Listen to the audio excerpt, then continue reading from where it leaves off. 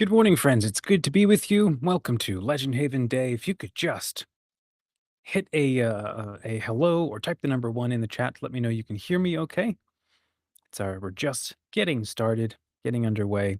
We've got about 15 minutes before our next session. And so in this first 15 minutes, I'm kicking it off with the keynote because I'm allowed to say that I can create a keynote for my own con, basically because nobody can stop me.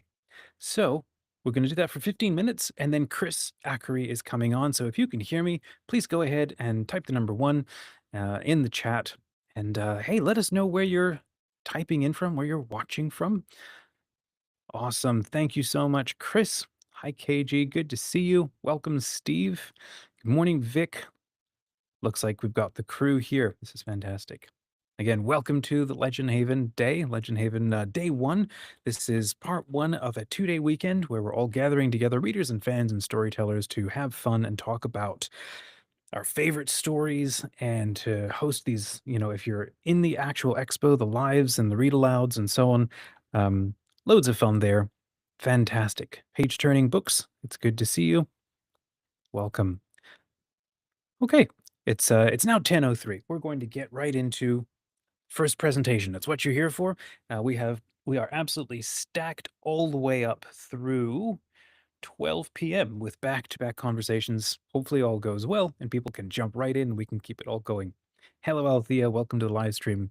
KG from Colorado. I'm over in the Virginia area, so we've got people from all over. Okay, I'm going to get right into it. All right, friends. First presentation. Okay, it's called The Vocation of the Storyteller. Now, if you are a Catholic, the Holy Father, oh goodness, this would be Pope John Paul, put out a document ages ago on the vocation, I think, of the creative artists and so on. So I was thinking on that a bunch. But then I was also thinking about, hey, be nice. It's construction next door and the dog keeps barking. I was also thinking about this state of storytelling, and why we're doing what we're doing at all. And I thought, there's that scene from Batman, the new one with Pattinson, right, where he's holding that flare over his head, and it's such a cool, iconic visual. So I'm thinking, okay, that's kind of the visual to keep in your head, right? As we go through this, is kind of why I used an image of a young man kind of wearing a black turtleneck, holding up this flare over his head. And again, just to let us know, for this live stream, it is called Magic and Monsters because that's kind of the theme over and over across the different speakers and the different topics. We're going to be talking about magic and monsters and dragons and all of that good stuff. All right. Okay. So let's talk about this. We're starting with actually St. Patrick, St. Patrick's Fire. St. Patrick, he did something insane on Easter Eve. It was the darkest night of the Irish year when the Druids are marking their pagan worship with sacrifices to these dark and their ancient gods. And then St. Patrick beats them to the punch and he lights his own fire. Of course, he absolutely makes them mad. And then within his own lifetime, he does this incredible thing of turning Ireland around. Now, he didn't do it alone. He didn't even start with the Knights of the Round Table or the bands of merry men, right? He did it basically with a bunch of monks, I imagine. I have no idea how many warriors were on his side, but certainly there were monks. He's wielding the power of prayer and the belief that there's legions of angels standing by, ready to go to work to do epic good if only we would ask for help. Well, today most of us have no idea what monks are. Here's my little secret. I think so anyway. A monk is someone who basically gives up everything to practice getting good at something that he believes God wants him to do, he's called to do. That means you and me, like authors, we're kind of like monks or nuns. You close out the world for like a desperate hour and you practice serious contemplation and imagination. And then you collaborate, with this sub-creative power of just the universe, right? Tolkien here, to imagine worlds without end, and then you go and you write them down. Stories are how our souls survive. Storytellers are like field medics in a hospital. And if we want a future that we believe in, we got to dream it first. But first, let's take a step back. I want to look at the culture, right? I think too many people are still speaking about stories kind of like it's dessert, like it's like a garnish, like it's a nice sort of after that you sort of enjoy, but after the real work of living is done. Meanwhile, we can see that the enemy has basically marched straight through the gates years ago. They set up camp in the kingdom of imagination itself. And they took the wells, they've taken the schools, they've taken the screens, they've taken the language, they've taken the engines that sort of shape our longing, they've taken the factories where dreams get forged. Then they feed us this anti human sludge, and they call it wisdom. And then they feed us cowardice, right? And then they call it compassion. And and just look at us in a lot of the media that we get today, right? We've learned to expect desecration. We've learned to expect ugliness. We've learned to expect that every beautiful thing that we love or believe in or whatever to be seized and hollowed out and politicized and twisted and then sold back like we asked for it. And then they're surprised when we kind of throw up in our mouths a little bit and sort of throw up in our hands and they just want to throw the sludge back in their faces. And they act surprised at that. Everybody's exhausted. I get this. Everybody's scared. Everyone's cornered into some sort of stale kind of faction fight where the only available emotions are outrage and suspicion and fatigue. I mean, like politics, it just sort of gets into everything. Every beautiful thing gets dragged before a tribunal and then forced to explain itself. Um, Agendas get into everything. Every field gets colonized. Every hobby gets conscripted, and every beautiful thing just it just gets ruined. And so while everybody's arguing about all this stuff, right, the famine just keeps growing. Okay, a little bit like sort of Joseph in Egypt, right? There's fewer hearths, fewer songs, fewer tales with like sap in them, fewer places where a child can encounter courage without like filth sort of glued into it as well.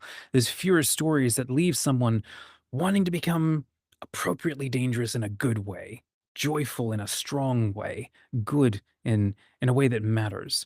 And so this whole age right now, it feels like a machine that is built to reduce man, to reduce him, reduce you and me to just your appetite, reduce us to just tribes, to just rage, to reduce us to just data, to a consumer with like dead eyes and just a hot thumb just twitching through an endless feed, while our inner kingdom keeps getting strip mined by parasites.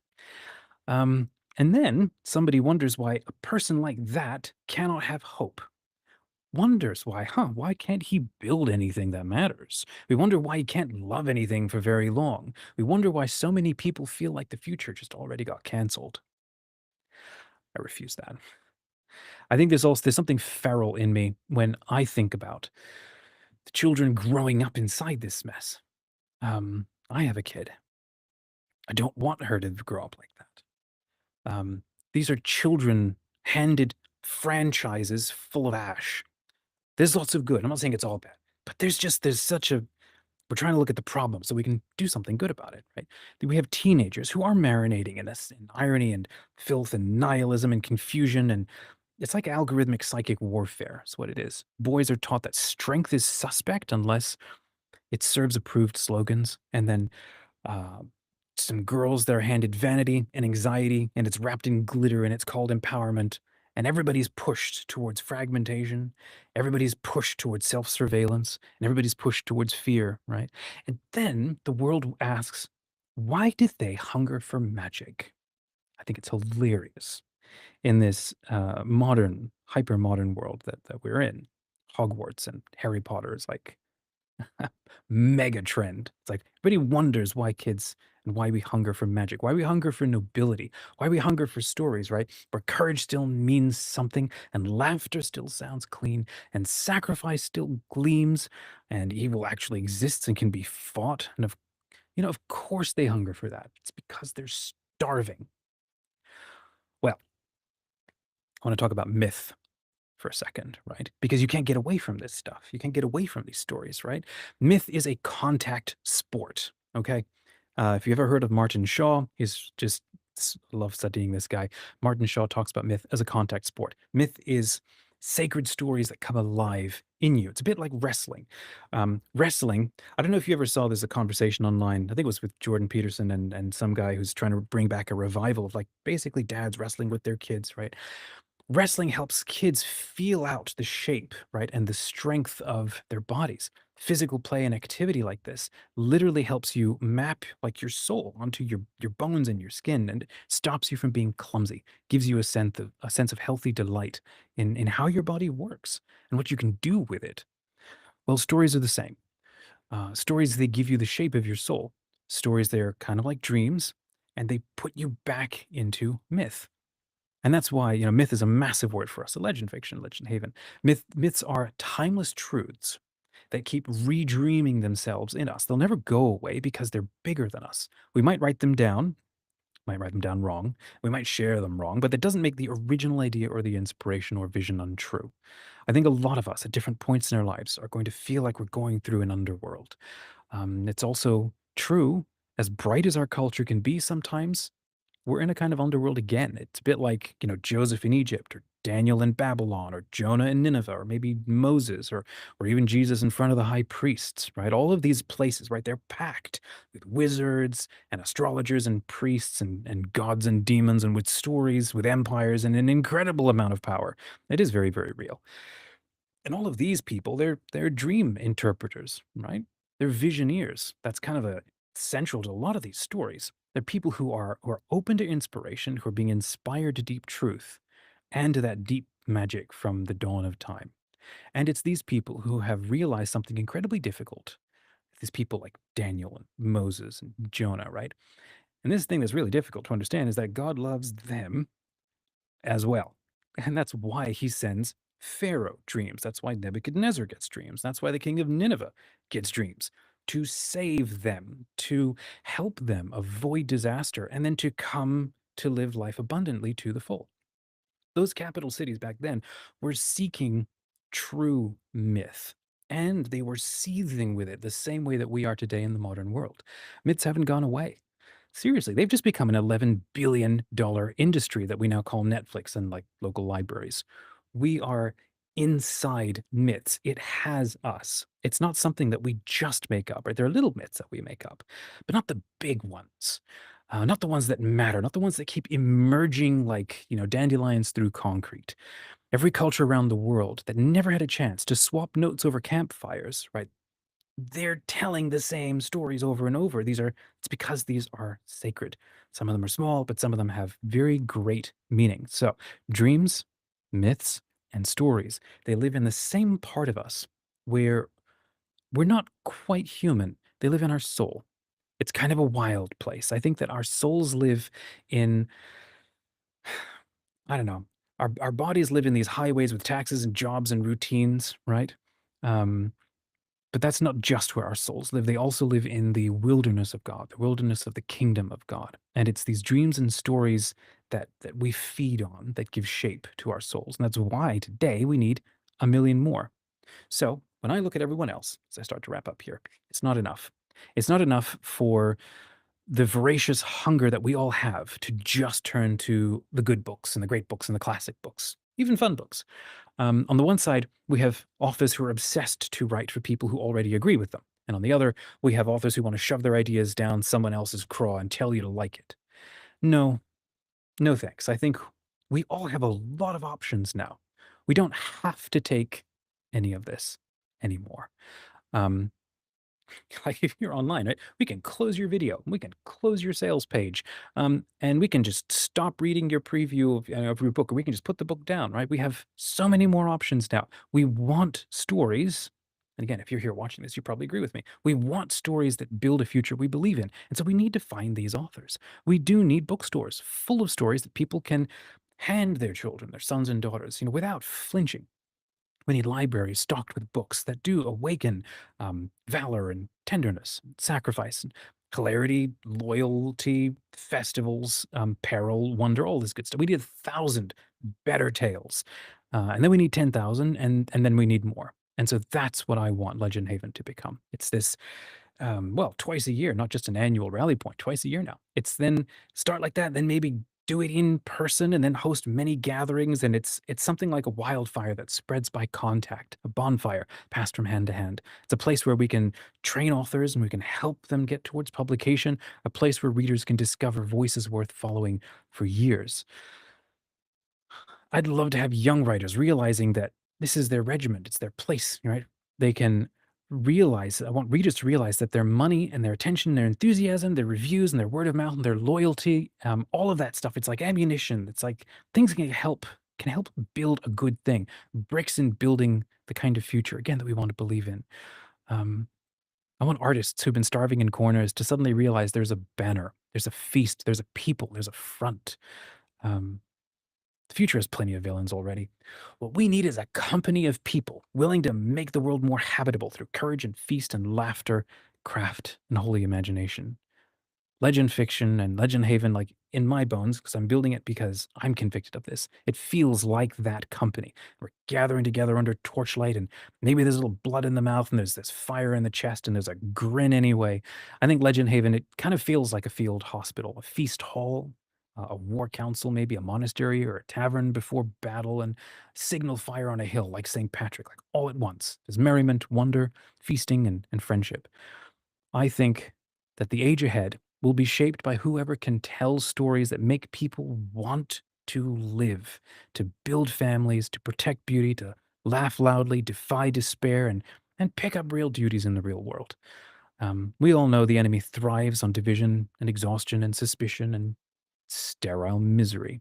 And so we answer with friendship and audacity and beauty and hilarity, craft and abundance. We answer with such a torrent of living story that the gray machine starts choking on it. I think that we're living through a struggle over the future of the human soul. Story sits at the center of that struggle because story tells people the world that they live in, what a person is, and what courage costs, and what evil smells like, and what love demands, and what kind of ending is worth fighting towards.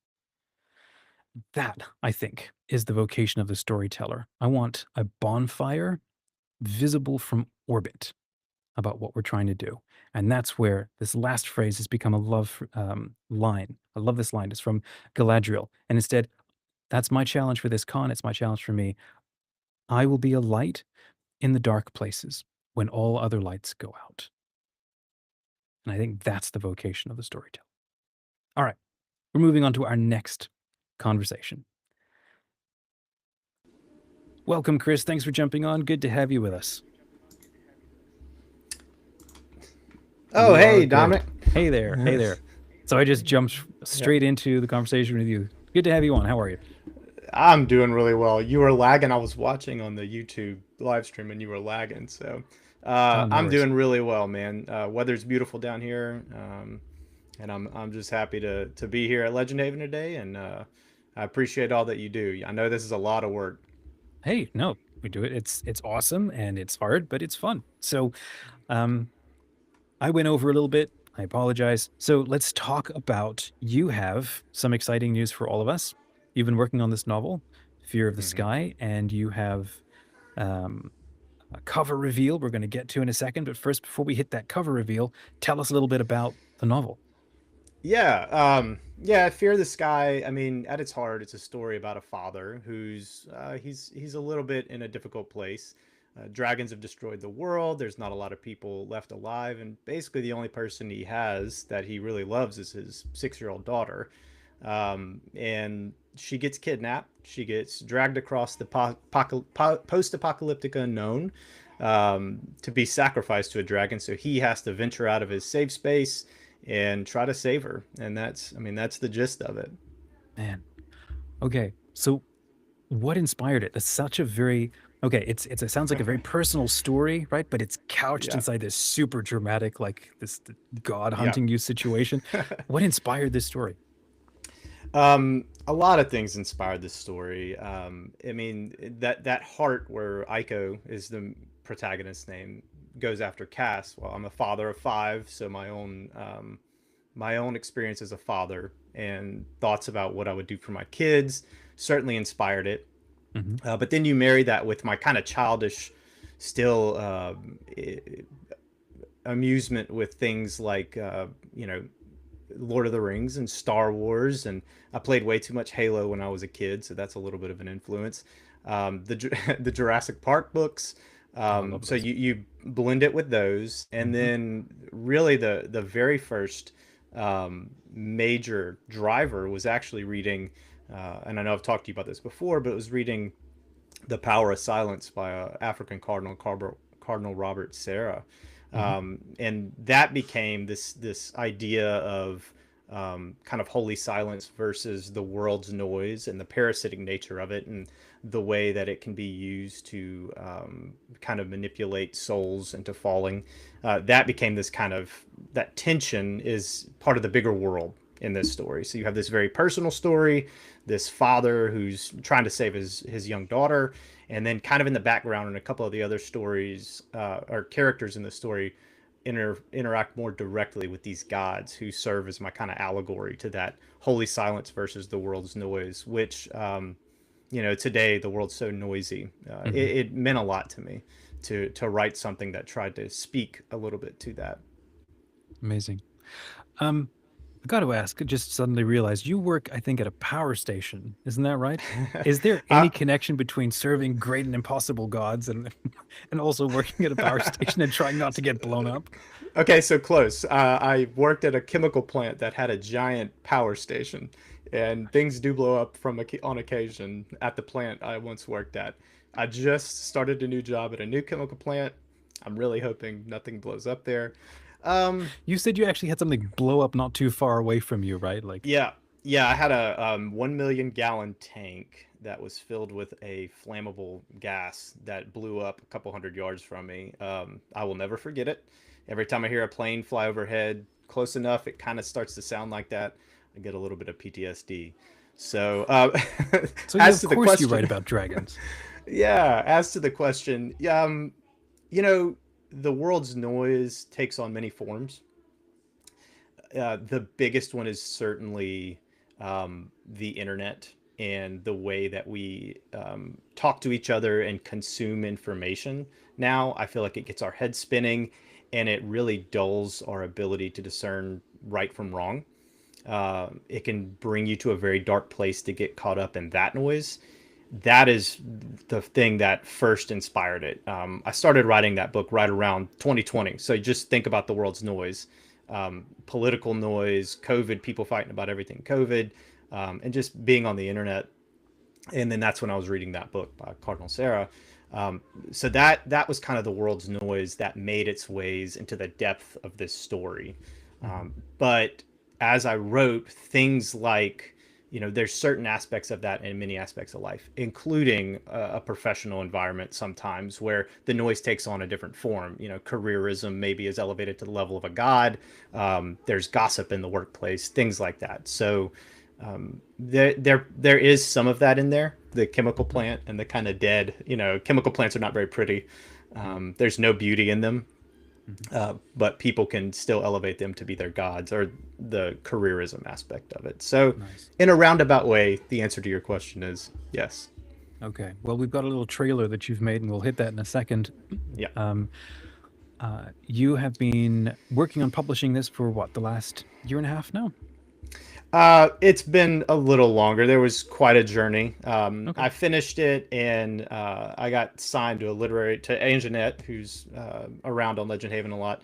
And we tried to sell it, and eventually I kind of pulled the plug on it and said, hey, look, I'm just going to go ahead and do this myself. But it's been quite a journey. I mean, it is a lot of work, and I'm excited for people to finally be able to read it. Sure. You got a custom cover for it, which look absolutely stellar. And what's been the reaction to people, beta readers and early reviews of it? Yeah. People have very, very positive. It's so terrifying to put your book out there. It's so vulnerable. Go on, brag for a second. You have my permission. What do they like about it? The pacing, people, and the readability of it, which was a huge focus for me. I'm always a little embarrassed to admit this. I am not someone who loves a lot of fantasy that other people love, because it's so hard for me to get into really dense world building. And so, but I love the heroism. I love the monsters. I love the battles. I love the themes. So it was really important to me to write something accessible for people like me who maybe can't get into these doorstop fantasies very easily. And that seems to have paid off. People that don't read fantasy books read it and they love it. They say very kind things about it. They get very into the characters. It's character driven. It's more character driven than world driven. Nice.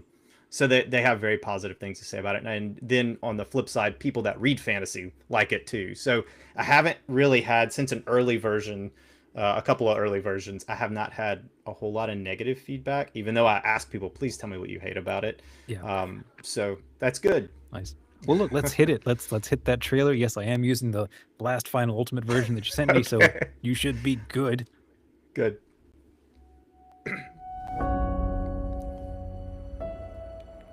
Chat, can you hear this? Do you hear anything? I'm going to start it again just in case.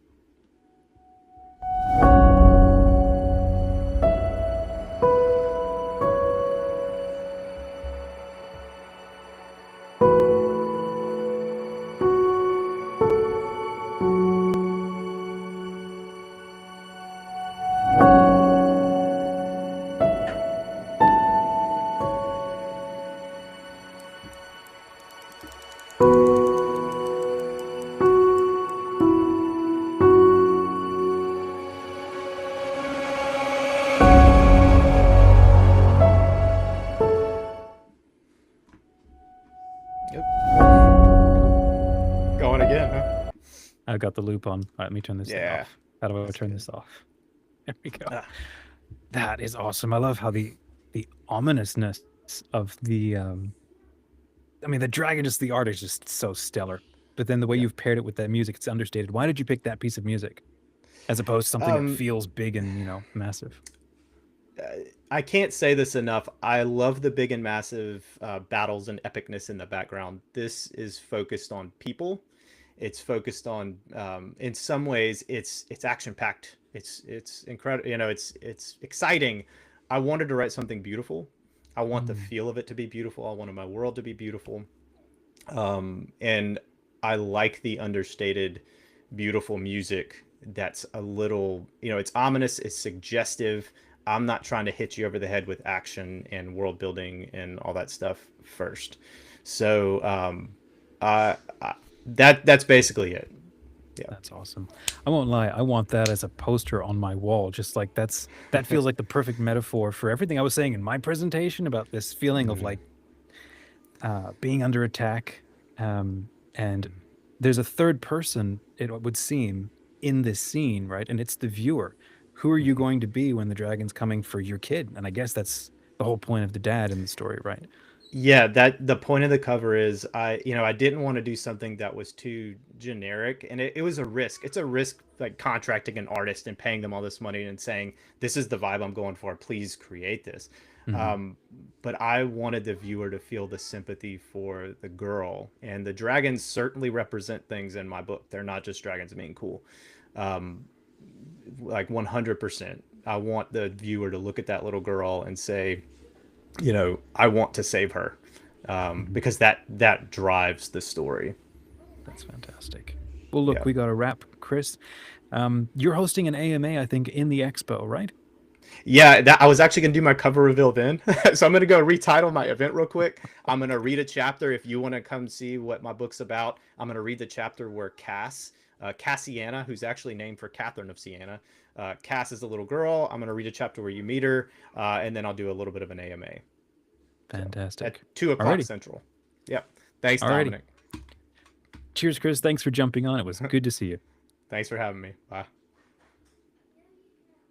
All right, we're welcoming on our next guest. Welcome to the live stream, Susanna. Hi, good to see you.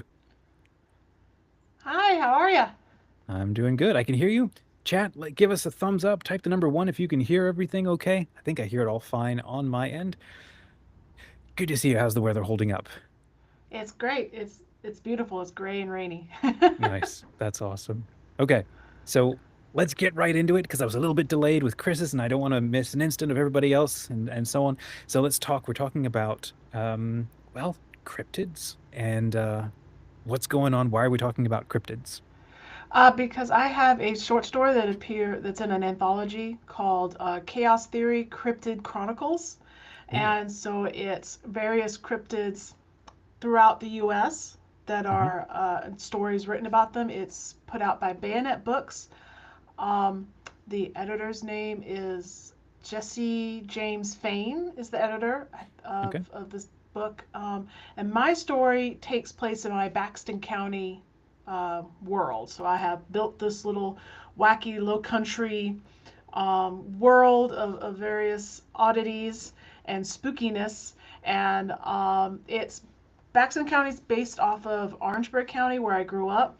And Okay. Orangeburg County has a lake called Lake Marion. And I thought, well, Baxton County needs a lake. And I named it Fox Lake, which is a reference to Lake Marion because Lake Marion is named for Francis Marion, the swamp fox. So Okay. it's kind of a deep cut. For a lot of people don't associate the Revolutionary War with South Carolina, but we were one of 13 colonies. We were there. Hmm. But anyway, it's a fisherman sees something in a lake that shouldn't be there, Oh and so boy. he decides to go after the big one. I don't really want it. It's based off of some of the stories I heard as a kid growing Hmm. up near the lake.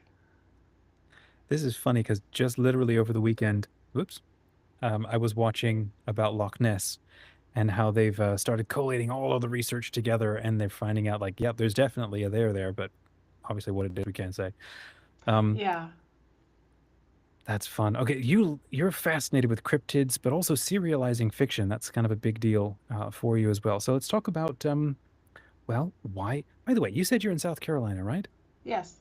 Okay, that's fun. I used to live there. I was there for about 2 years, so I must have missed visiting all the lakes where all the cool stuff is hiding out. So, what's your fascination with cryptids and is it Low Country mythology? Is that what you call it, or backcountry? So South Carolina is geographically broken up in different zones, and so the Low Country is like the kind of the bottom part of South Carolina. Hmm. So South Carolina is like a rough triangle, and we're sort of the bottom at the point. So the Low Country is uh, the swampy sort of area. Geechee culture is kind of the background to a lot of Low Country uh, culture and mythology. Hmm. So cryptids, for me, kind of go hand in hand with it because a cryptid is an animal that people have experience with seeing, Hmm. but there's not a pelt to nail to the wall. There's not, no one's proven that it's there. So in my head, cryptids aren't that big of a step up from the low country boogie boos that Hmm. haunt the swamps. So that's where the connection is for me. Okay, I love the fact that you're so clued into or interested in like local mythology, and all the rest of us are over trying to mess around with Greece and stuff. Like that's far away, and like you're right here, and you're so interested and attentive to all of this. Um, is this just a fascination, or have you had some of your own experiences with this?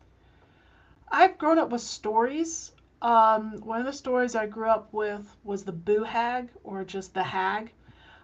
It's a type of creature that shows up in mythologies all around the world. It's scientifically speaking, it is an explanation for sleep paralysis. Hmm. What it is she is a woman who hangs up her, takes her skin off at night, slips out through cracks, slips through cracks into your house, and then will sit on your chest. Mm.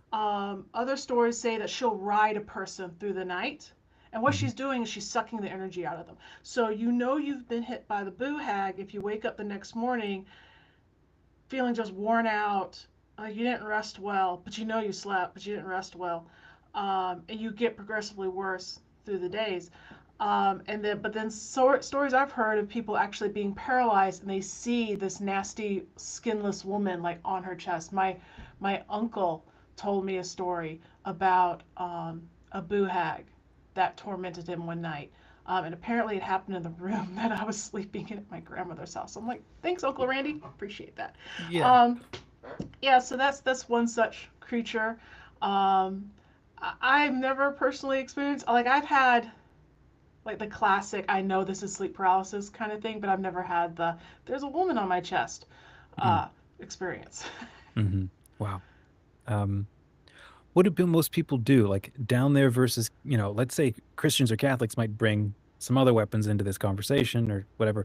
What do most people do? Just don't go in that room again, get out of Dodge, set the Well, whole thing on uh, fire. um, there, I don't know if there's the only kind of protections I've heard about against the boo hag is if you line your windows with salt. Hmm. If you find the boo hag skin, you're supposed to cover the inside of it with salt. Salt is the classic purifier. It's the classic, you know, it's something that everybody in every household has. And the thing is like when she goes to put her skin on in the morning, she can't stand the irritation of the salt. So she rips the skin off, and then Hmm.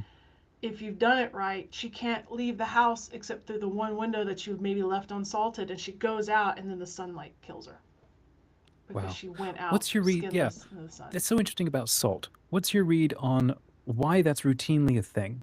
Do you have a sense of that? I think because salt is such a vital part of our everyday life. You cannot live without salt, quite Mm, literally. It is an mm, electrolyte. You need it. mhm, They used to pay Roman soldiers in salt. That's where we get the word mhm. salary from, because Oh, salt in Latin sal. is sal. Yeah. Um, it's used for so many things. It's used in cooking for seasoning. It's used in the cleaning of wounds. It's used in um, uh, preserving food. Hmm. It's a big deal for preserving food, like salted pork.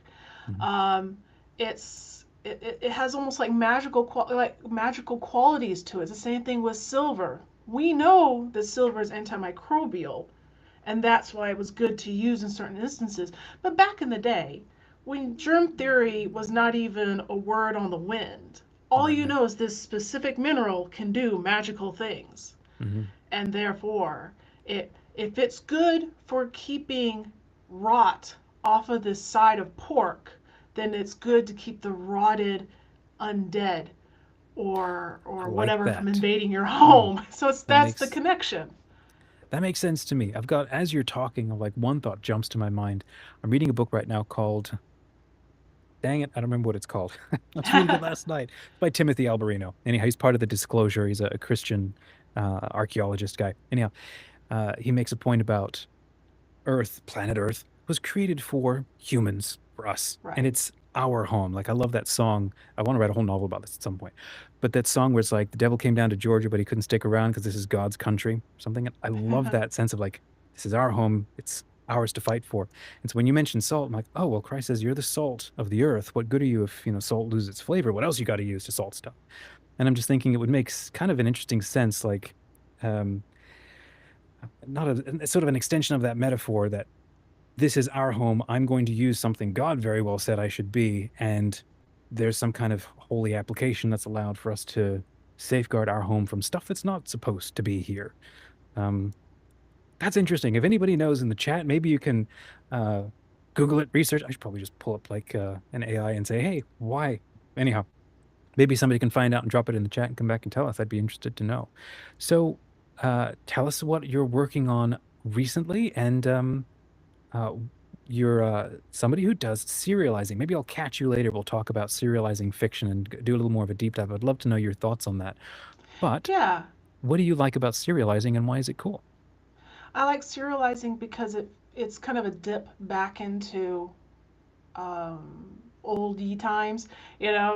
Some of the classics that we think of right now, like a lot of Charles Dickens stories. C.S. Lewis's Screw Tape Letters, I actually didn't know were serialized at first in a Oh, for real? newspaper until That there's would make for an awesome newspaper annotated. reading. Yeah, it was an annotated version of Screw Tape Letters that I have, and it talks about how originally it was serialized in Wow. a newspaper. Because that was a lot of how people, when fast fiction was first kind of coming out, and people were printing so much, it was an easy way to get small chunks of story out to people who maybe didn't have a lot of time or a lot of money. Yeah. And I feel like here in today's world, where people's attention spans are so short, where they don't have a lot of time, even if they do got the attention span, they're squeezing in writing Mhm, wherever they can. And I feel like serializing is a great way to reach out to people, draw mhm, them into your world, and give them something to read like every Saturday. Like they know this is going to come out every Saturday morning. I can expect it, and I can read that little bit and I can wait for next week. It gives them time to think about it. It gives them time to mhm. really absorb it. And it also feels kind of like a little bit like a secret because people, a novel that's in a big box store or even an indie store, everybody probably knows about that novel. It wouldn't take long to find out about the author. But serializing on Substack feels like you're part of a secret club, and only Mm. you and a small collection of people know about this great story. Hmm. That's fun. That's fun. Um, to go back to cryptids, because that's kind of the title of this thing is magic and monsters and so on. Uh, are you writing a novel or or a story around something like this? And what's your favorite? Well, I guess I should also ask, what is your favorite cryptid? My favorite cryptid. I really love Mothman. Oh I yeah, like I don't Mothman know enough because about. I haven't looked into that at all. he shows up all over the world. Everybody associates him with the bridge collapse in Virginia, or the people who know about him anyway. But he's a harbinger of doom. So if Goodness. you, which is connects to a ghost here in South Carolina on Pawleys Island, the Gray Man. That if you see the Gray Man on the beach, we're about to be hit with a catastrophic hurricane. So the Mothman isn't too far off from that. It is a man-shaped moth thing. And he Okay. shows up all over the world. It's not just in the U.S. So I'm fascinated with the idea of something being a harbinger of doom, Mhm. and like why would that even exist? Yeah. Why not just Um, not tell us and let us all suffer for it? It's yeah, hmm, it's almost like somebody cares about us. It's so weird. yeah. Uh, Or they're being forced to like do God's will to like, fine, I got to show up and take a walk for my stupid health, like yeah, help these that kind stupid of thing. humans.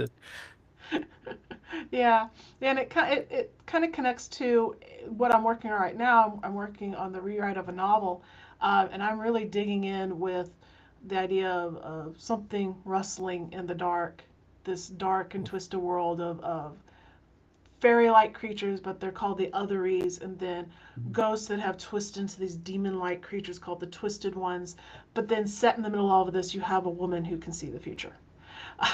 and and the divine beings that are influencing her and telling her, you need to go and do this, you need to go and tell this person that, you need to and it's just sort of this idea of fate kind of collapsing down onto this world. That sounds awesome. Where can people find you online so they can follow you and see more about what you're up to? Well, I have a website, sllinton.com, but I do most of my moving and shaking on Substack, the Forgotten Hmm. Library.substack.com. I'm Hmm. usually, or I try to be in the notes section chatting every day. And I try to post a short story every month on that Substack. But That's amazing. I'm shifting into talking more about my novel Okay. as time goes on. So, yeah. That's fantastic. Are you hosting? I forget at the moment. Are you hosting an event in the expo that you I want to shout am. out? Yes, I am hosting at 6 p.m. Vanish into the Night, where I will be reading part of my short story Vanishing into the Night, which takes place in Baxton County. There's a Waffle House, and crazy things are about to happen in the parking lot, which kind of sounds normal if you know Waffle House. Uh, but yeah, I'll be reading from that, and I'll also be answering any questions that anyone has. That is awesome. Well, friends, if you haven't yet, if you're just watching this live, you can grab a ticket to the Legend Haven Con. You can jump in and you can hang out with Susanna and bring your favorite questions about cryptids. Oh, 10-second answer. Favorite movie with a cryptid in it, or favorite movie about cryptids? Oh gosh. Um, the Thing is not a cryptid movie. Why did my brain go there? Um, I'm so sorry. I'm blanking. No Oh, worries. Lake Placid. I like Lake Placid. It's Yeah. such a silly movie, but I like Lake Placid. Oh, okay. I need to go check it out. Lake Placid. Alrighty. Thank you so much for jumping on, and I will welcome our next guest onto the live stream. It's nice to spend Alrighty. time with you. Nice to spend time with you.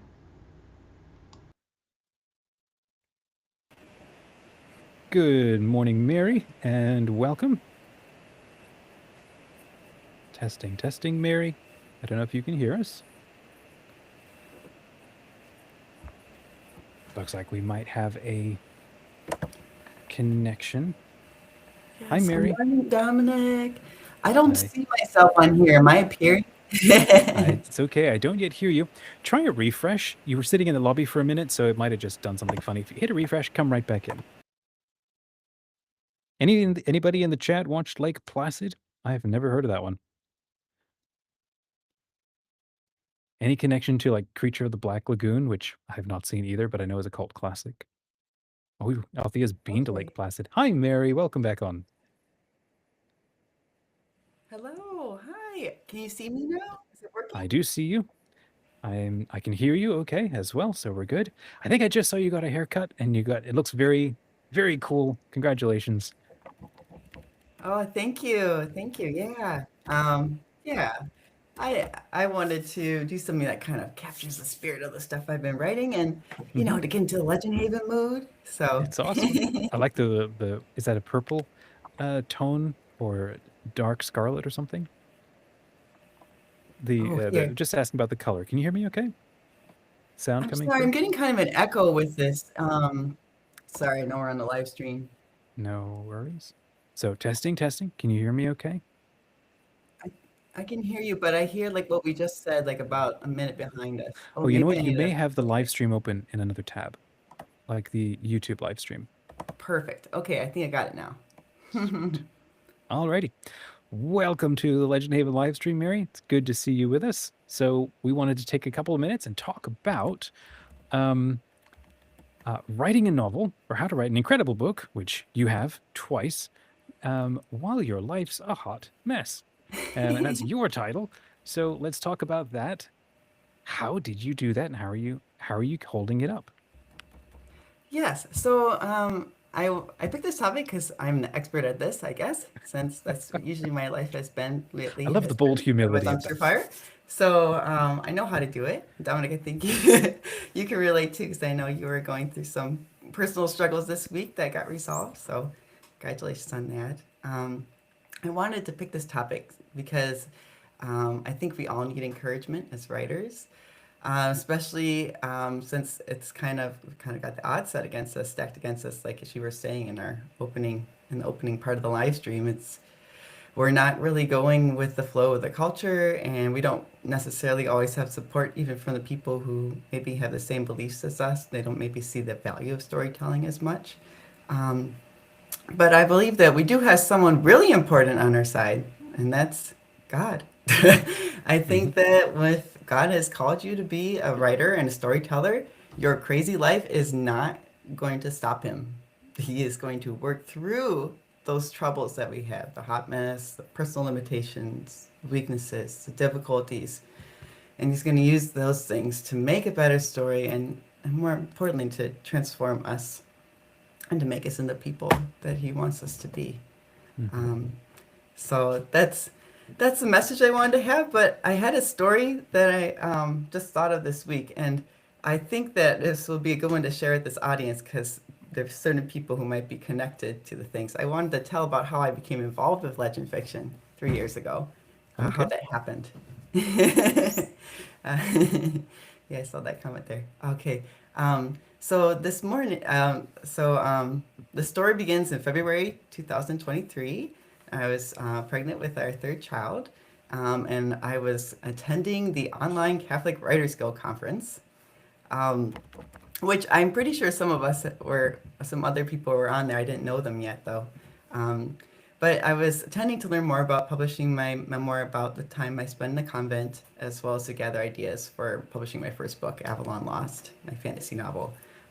But about halfway through the conference, I started to have contractions, and I went into preterm labor halfway through the conference, and at 32 weeks. So that was the end Oh of the wow. conference. I went to the hospital, and they tried to stop the labor, but our daughter Valerie came. It was uh, at about 5 in the morning, and luckily she was fine and very healthy. But she did stay in the NICU for 3 weeks. Um, so we were so happy that everything turned out okay with that. But I still had a pitch planned with a Catholic agent. And luckily, they don't have it set up so it's during the conference. Thank goodness, because otherwise it'd be really hopeless. But it was set up for the next week after. Hmm. So my husband was like, "Yeah, we can still do it. We'll work it around visiting the NICU with our daughter." Um, but the day of my pitch, there was a big snowstorm, and the power went out. Oh no. And so we didn't have heat, we didn't have any light, and it was right at the time when I was supposed to give the pitch. So I went and we dug into the basement. We found like a little lantern that we used for camping, and we put that like right next to my computer, which still had a little bit of battery left. Oh And my I gosh. did my You were pitch. I don't know. dedicated. The agent was not. I wonder what was going on because it was February, so it was dark. It's not like it was light outside or anything. So like I'm pitching in the dark, literally. Oh my gosh. But I get through it, right? And like it's doing a super like just it, having a baby in the NICU. I don't.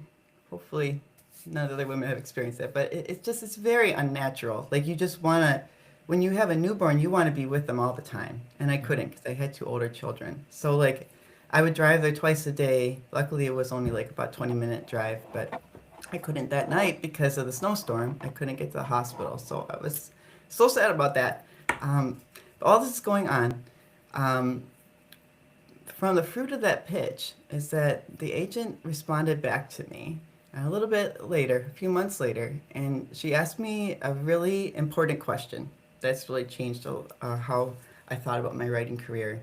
She's just looking at the two books that I had sent her. One about a nonfiction novel about, or sorry, nonfiction memoir about being in the convent, and then the other one, my fantasy novel.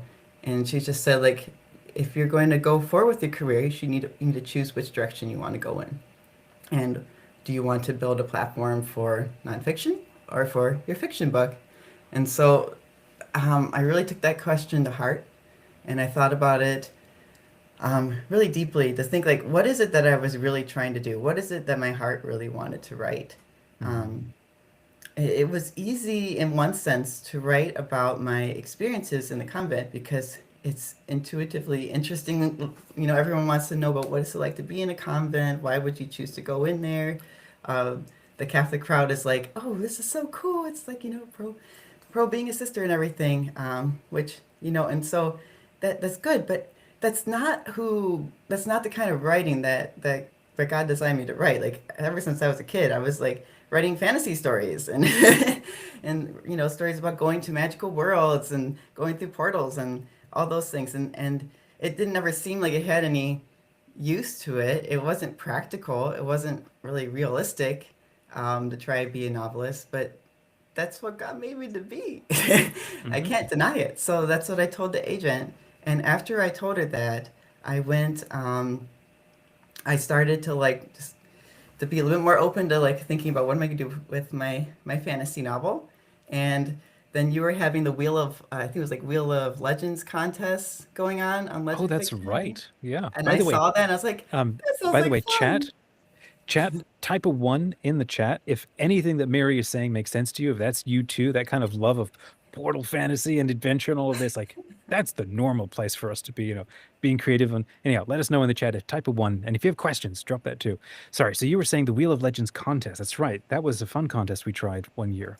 Yeah, but I was so glad it was fun because I was saw it like late at night while I'm trying to like make mix formula and get stuff ready for my preemie and you know like I need to have a little fun in my life, you know? Because nothing was very fun at that point, you know? So then that's how I got into legend fiction. But it has been so much more of a blessing than just having a little bit of fun, which is how it started. That was just like getting into the shallows. Um, but I really think of it now as it's more like when I say that like God provides for us, that's really how God has provided for me to be able to publish not just one, but I published two books since then. And during that time when I didn't have a lot of time, I didn't have a lot of resources, I didn't know anything about marketing, but I didn't have to do it on my own. I started to make friends, and then I know for a while you and I and a couple others would write really early in the morning um, on legend fiction, and that was super helpful in keeping me motivated and coming up with new ideas for how to like promote or just get through all that the nitty gritty of publishing the book. Um, and so that's my story. But I really want to turn it around to like the audience and saying like, you know, if if if God is giving us this kind of challenging vocation as a storyteller, He's gonna help us do it. Like, you know, He's not He's not gonna say you have to do this thing and then, you know, just leave us to our own devices. Yeah. No, He's gonna Sucks help to be us. you. Go write stuff. No, no, he'll Yeah, give the no, it's how it talents. works. Yeah. Yeah, I think like, and no, even at the fact that any of us are listening to this live stream, or right, that's you know that's divine providence right there, because we can all help each other. You know, we can't do it on our own. We really need community and support and to build up each other, and that's my favorite part of being a legend fiction mentor is being able to help the other writers, and to see like the stories like when they're small and how they grow and they get bigger and stronger and more fleshed out, and then finally ready to go out into the world and be shared with others. So That's yeah, fantastic. Well, well, oh, gotta ask Mary, what novels are you working on? I know that you just launched a new one this past year, and there's one over your shoulder that we can sort of see. Tell us about your novels for those who've never oh, met you. yeah. So my first book, I do have a copy here. This is Avalon Lost. Is the first one, and it is a portal fantasy. It's like a magic medieval portal fantasy, and um, I love this story because when I was a teen, I wanted to be like doing all the things I read about in the fantasy books, and that's kind of like the main character in this story is she has some history with, she comes from this world, but she didn't grow up in it. So like she's kind of meeting all these things for the first time, and it's super cool to like meet people who are fighting with swords, but it's also Hmm. super dangerous. So Hmm. that's kind of the fun is the clash between the two worlds. And then my second book just came out in December, and that's The Green Blade, and that's a sequel. And this one's more of a love story, and it's about courage and self-sacrifice and having that resilience and grit to get to the end, which is something that really mirrored what I was experiencing at that time. So That's that's what I amazing. have so far, but I'm also working on book three, and I'm hoping to do like a children's book, um, which is kind of like a prequel to like one of the main characters, their stories when they were children. So um, I have more stories in line with this. So, but I'm just really grateful to Legend Fiction for getting me started, so that it wasn't That's just sitting awesome, there in man. my head anymore. That is fantastic. I didn't know half of that about your story, so that's so cool that you've shared that. Um, Oh, thank gosh, you. pitching in a cold room with a little lantern, like just I love the grit of that. So, where can folk find you online if they want to get a copy of your book and stay in touch with you? Yeah, so MaryRoseKrieger.com is my website. Um, I also have a Substack called Heart and Sword, so you can look on there. And if you'd like to learn more about my Avalon stories, I have my presentations at noon, and it's going to be a storytelling read aloud, and I'll talk a little bit more about my books and give away some goodies too. So There you you're go. That welcome is to join awesome. that too. Friends, you can drop questions at any time, and I'll try to bring them up for the guests. So check out Mary's website. Also, you can look at the schedule. Every one of the faces on the schedule links off to their website so that you can get connected with them. So you can find Mary's website. Um, Otherwise, as she said, MaryRoseKrieger.com, and she's hosting a live read aloud in the expo. So if you haven't got your ticket to jump in there, please do that so that we can all continue to hang out together. Mary, it was so nice to spend time with you. Thanks for coming on today. Yes, thank you so much, Dominic. All right, have See you fun. around. I'm going to bring on our next guest. Alrighty, friends. Hello, Thomas. How are you? Can you hear me? Testing, testing. Hey, Dominic, it's good to see you. Good to see Yes, you I too. can I hear hear you. you. Yes. Awesome, awesome. If you have the YouTube open, you might want to shut that Great. tab.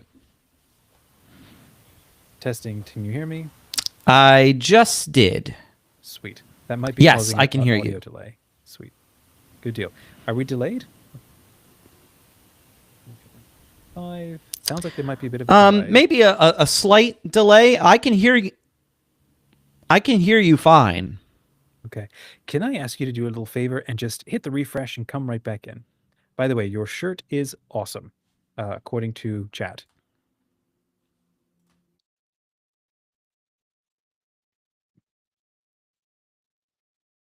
Testing, test. Or what am I saying testing for? He's not back in yet. There we go. Let's bring him back in. Testing, testing. Does this now work? Hey, Dominic. That sounds like we're Yes, I can more hear in you. sync. Fantastic. Yes. Good deal. How are you? I'm great. How are you, Dominic? Yeah, doing okay. Doing okay. We literally just moved into this place and set up everything last night, and just in time for the con this morning. You've had a bit of a rough month. How are you holding up? I'm holding up good.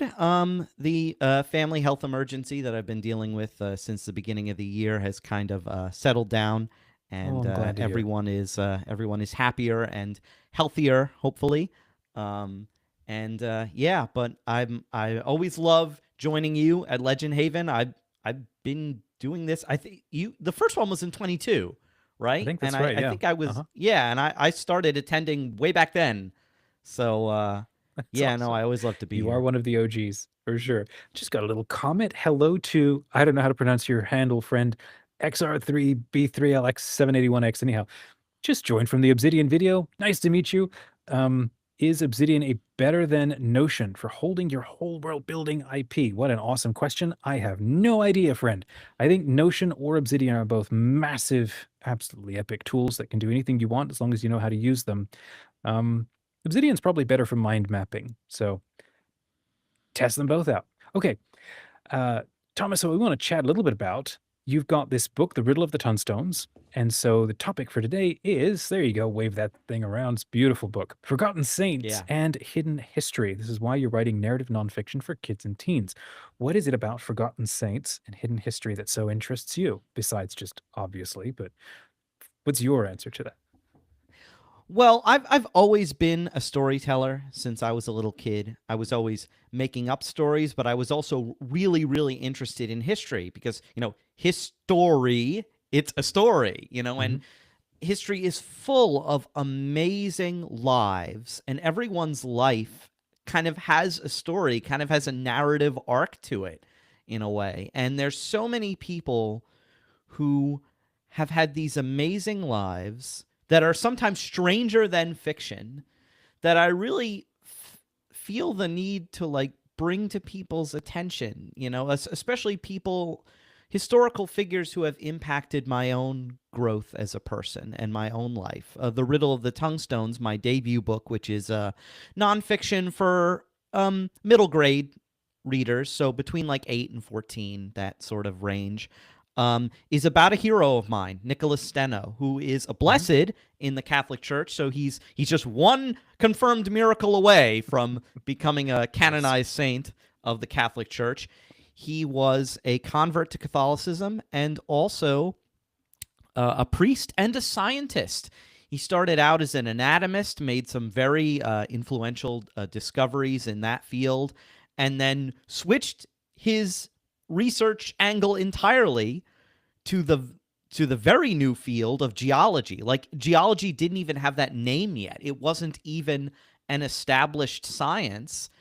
And Steno did some very pioneering work on fossils and helped to literally lay the groundwork for what later researchers would discover about the deep history of our planet. Literally the secrets locked beneath our feet.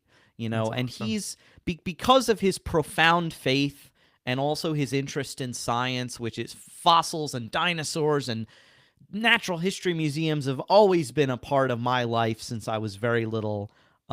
Steno was really kind of a hero of mine. And I just felt the need to tell his story to the wider world. Because really there's this, in English, I think there's one book about him that I don't think is even in print anymore. It was called The Seashell on the Mountaintop, but when I read it, it was very impactful for me.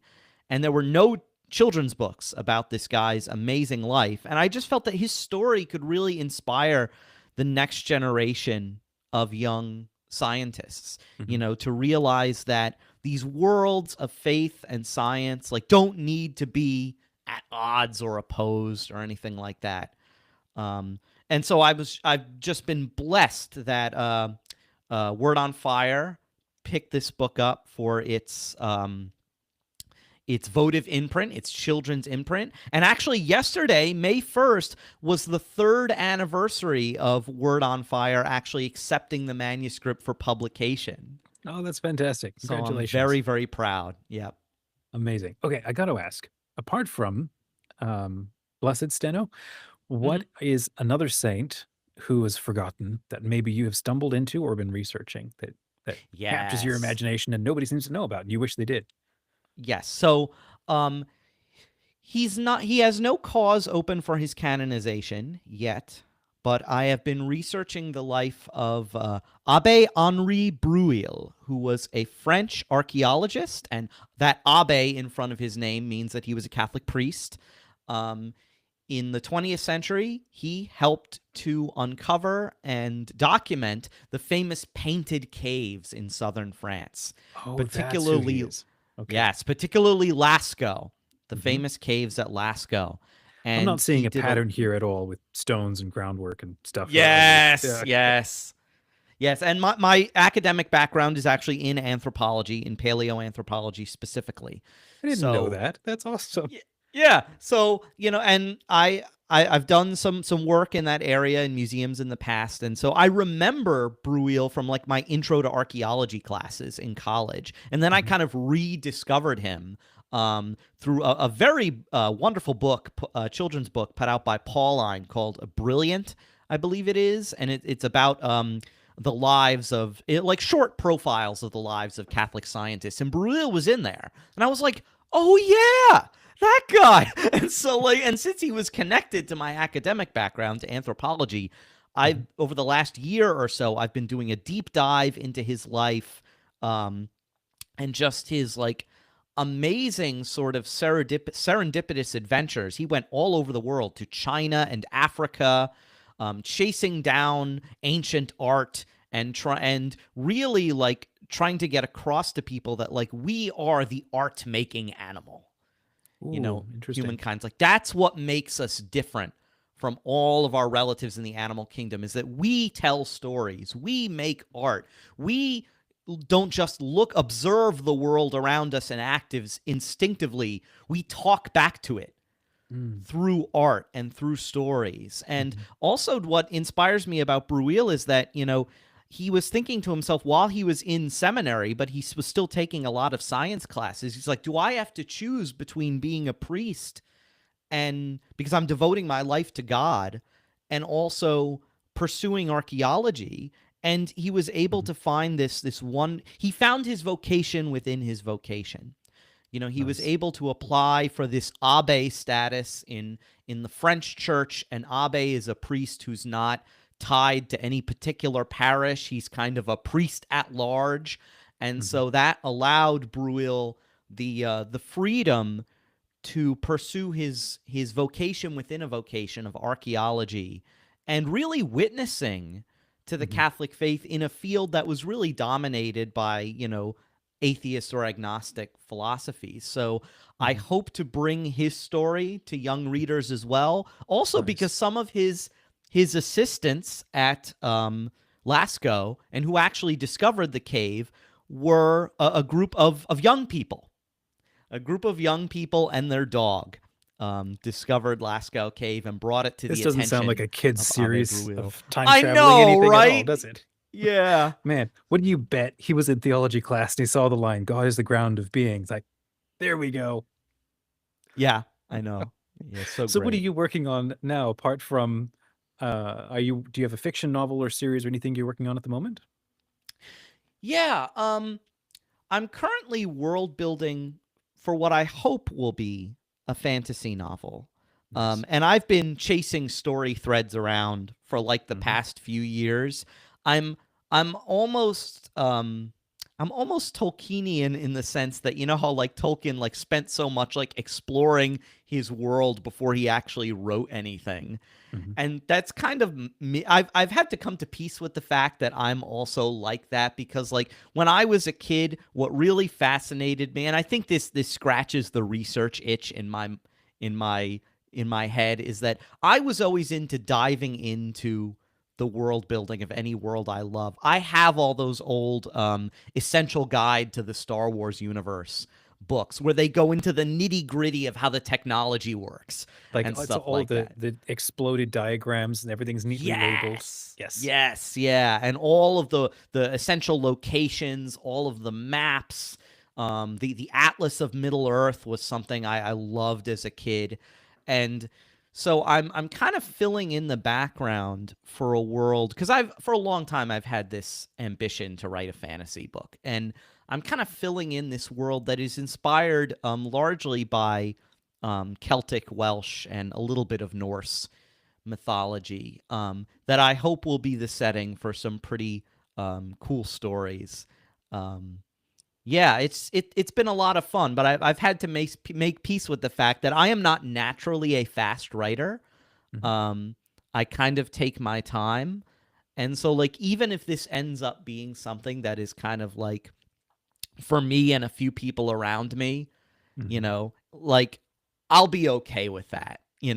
I've already had my dream happen. I've published a book, Yeah, amazing. like So, like, but I'm naturally more inclined to nonfiction. But I'm hoping to eventually get some fiction published someday. But even my nonfiction has a heavy narrative element to it. I don't. Right. These are not. I don't want to make these textbooks. As someone once told me online, kids have enough textbooks, and I'm like, I agree. That's why my nonfiction books are story oriented. They have a strong tend to have a strong narrative hook at the beginning, and then I kind of start in media res and then go back and tell the story. How did we get to that point? You know how some movies open in kind of media res and then flash Indiana back? Jones, right? Yeah, yeah. Oh, that's fun. Indiana Jones, another great archaeological adventure story. Yeah. Oh, yeah, he was who I wanted to be when I grew up. Definitely, yeah. Why the interest in writing for youth? That's a big deal of what you're focusing on. Why is youth something that matters to you? I kind of was. This was not something that came to be naturally. I had to be told by family members that, like, you would be good at writing for youth. My mother, in particularly, told me this, and the book would not exist without her prompting, honestly. So I dedicated really? it to her.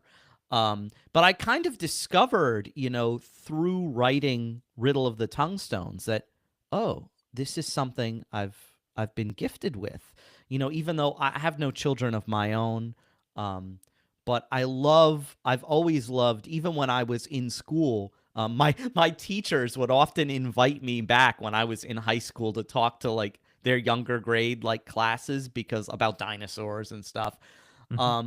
And it's kind of become, just part of my life, because I ended up getting a job at a local history museum here on Long Island. And much of what I do is taking fourth grade classes on field trips and, again, introducing them to the story of history and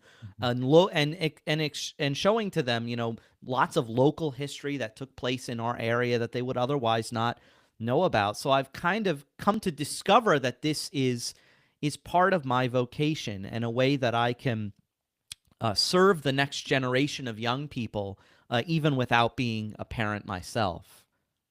That's noble. That's wonderful. Thomas, where can folk find you online? Where can they get a copy of your book and follow along your adventures? Yeah, so if you go to bookstore.wordonfire.com, you'll find it. What Also, a flex. yeah. Also, my Substack website, which I call Page Turning, which you can find at thomasjsalerno.substack.com. I have a books page, which includes the Riddle of the Tungstones, as well as many nonfiction anthologies that I've been blessed to be a part of. And also tomorrow at 2 p.m., I'll be hosting a read aloud from the latest anthology that I've been a part of, Batman and Faith. You can see I have many. You can tell from the wall behind me, I have many, many interests. So Yeah. You're not a Batman stan at all. Yeah, you and I both share that. I think maybe you probably can't see it on this screen. He's over on the shelf. I saw it on the live stream earlier. That's great. Awesome. Yep. Thomas, thanks for coming on. Looks like you just got a new subscriber from the live chat. Looks like Vic just subbed to you. Wonderful. So thanks for coming on. It was good to spend the time with you. I'll bring on our next guest. Thank you so much, Dominic. Cheers. God bless you. All right, let's bring on Leo. Hello and welcome, Leo. Good to see you, sir. Can you hear me okay? Good to see you. Thanks for having me. Likewise. No, it's awesome that you could spend the morning with us. We're going to talk about your latest book. These kind of topics are always fun. And of course, this whole sort of live stream block ended up all being just magic and monsters. And so it was a perfect fit to talk about Sasquatch and Nephilim and all of this. And so can you wave a copy of your book around? Is that something we can see? Yes, absolutely. Yep. So it's called The Grassman Terror. Just some good old fashioned fun. That's kind of the goal here. So yeah. That is awesome. Well, it's my first time meeting you, so welcome. We're talking about, cryptids as well, just like we were with SL earlier. If you would, tell us a little bit about your book and what the Sure. inspiration was. Absolutely. So the story's pretty simple. We've got Brian. He's an archaeology grad student. He discovers some Sasquatch tracks leading to an uncharted native mound. So it's not on any map. His archaeology professor warns him to stay away, but he goes back, nearly gets killed by a Sasquatch that resembles the professor. Yeah, nobody Uh, stays away. That's not what you do in books. there would be no story, Right, there'd be no there you go. story. So, and at that point, he has to decide, how much is he going to endanger his wife versus pursue, this crazy mystery. So it's Well, very simple. It's like 60 pages. It's really like a short novella, but yeah, that's the gist of it. okay. What inspired that? Obviously Sasquatch, but why did you choose to write a story about that? I think I've at this point gone too far down this rabbit hole. It has always fascinated me, but I stumbled on just some crazy stuff where they've done, I guess, a Sasquatch DNA study and found that they were a hybrid between humans and another creature. So That's so make of that what fascinating. you. Yeah, Yeah, I don't know what to make of it. If you Google mm, it, the study is roundly dismissed in mainstream internet of circles. course, of So, course. of course it is. But that was the inspiration for sure. It's just too fascinating. So, Okay. Wow, that's interesting. Yeah, like you just messaged me about that the other day as you were prepping for the live stream, and I just seen this video where they took like a century's worth of data and put it all together and had AI study everything for commonalities. And they were like, oh, there's a lot of really interesting, weird stuff that happens. And it's not just people making it up anymore. Um, what's your background, Leah? What's your origin story for, yeah, being an author, but like, what do you do? And sure. give us a little sense of who you are. Sure. So I've always loved writing stories. I think I wrote my first 100-page novel at like age 9. Oh, wow. So yeah, it's been a lifelong thing, and then a long journey to sign with a literary agent. So I do have an agent. This book is not agented. This is indie, but so I'm kind of doing both paths. But yeah, I work in marketing for my day job. So trying to learn, well, how can I find readers, with these Mhm. principles, and I'm a believer, follower of Christ, and that's really central. I'm married, really thankful for my wife. So, yeah, just kind of a normal dude. Okay. And uh, the book is recently published, right? This past year? Yes, yeah, I Okay. think it was late last year, yeah, Nice. 2025. Nice. So. And then are there other books as well that you've written, or is this sort of your debut? For this pen name and this go around, this Okay. is the debut. But I do have other books planned in this series. So, like I said, this is 60 pages, but I want to do like a full novel, probably series. It lends itself to that. And I have another book that's on submission to major publishers with my agent. It's very different from this. Radio silence on that. So that's kind of the Okay. the way it goes. But yeah. Well, you threw out the word pen name there, and of course we won't ask, but that sounds like there's a bunch of different irons in the fire. So that tells me there's something prolific going on. What's your writing habit like? Habits, or yeah, how do you make it work as an author? Yeah, that's a great question. I think I have to kind of refigure that out on every project. I Yeah. used to really write everything by hand, and I have like a giant binder. I'm not going to grab it, but it's right over there.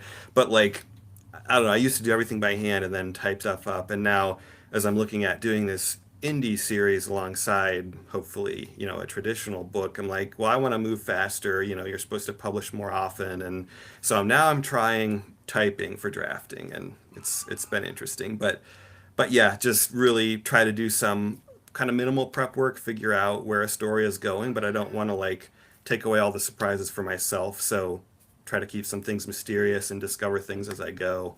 Mhm. So kind of a mix of the, I guess, plotting and planting, Nice. let's say. Yeah. I'm a planter as well.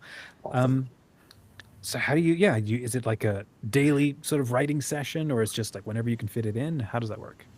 I try to do really strict time boxing, I guess. I don't know if that's what it's called, but that's what it is in my mind. But like, okay, from this time to this time, this is what I do. So I'm going to sit down, and I may not accomplish much or I might accomplish a whole lot, but I was in the chair, Hmm. for that time, and that's all I'm supposed to do. So Okay. that's worked pretty well for me. I've been doing that for a long time now. So, Okay. Yeah. When that's my preferred mode when I'm in the novel process is like you say, time boxing like that. About your novel, what is the well, besides the fact that it's a cryptid, situation. What is the weirdest thing that you ended up learning through your research as you were prepping for or writing that novel? Oh my goodness. I would say, I think for this one specifically, I mean, I've gone way off the deep end on all the conspiracy stuff at this point, but Sure. for that book specifically, I think the findings of this Sasquatch genome project really, really rocked my world. And I don't know how reliable they are, Hmm. but I mean, there's a like 50-page paper that they released. And just a little bit of the details is like, we all have mitochondrial DNA and nuclear DNA. So, Hmm. biology refresher here. It was for me. The mitochondrial DNA comes only from the mother's line, nuclear comes from both parents. So, what they found in this study was that the alleged Sasquatch samples, the nuclear DNA, well, I'll start with the mitochondrial DNA was 100% human. So, that's the matrilineal line, of course. Okay.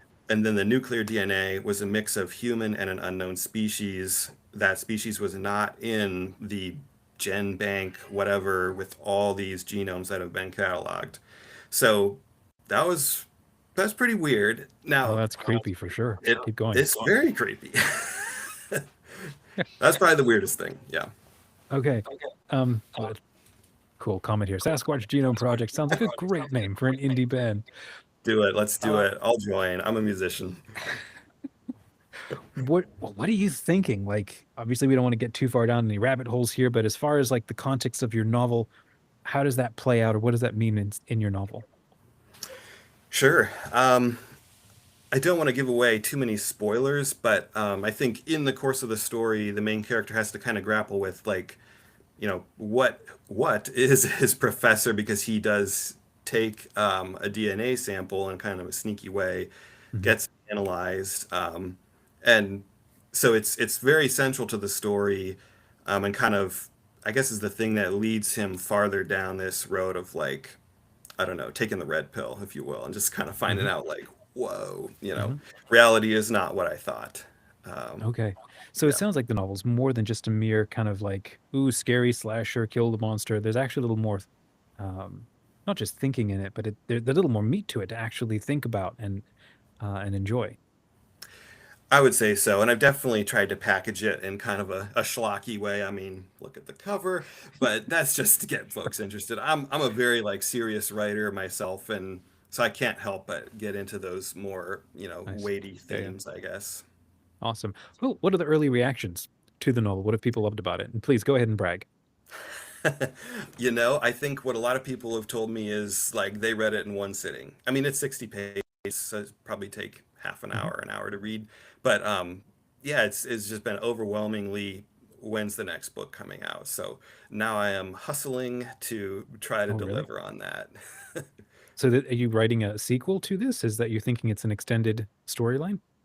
For sure. I think it's going to lend itself to kind of an episodic treatment where Mhm. hopefully you can just start with any book, kind of like a TV show. Mhm. But yeah, the next book, which is currently with beta readers, is called Deep State Bigfoot. So we Oh get my gosh.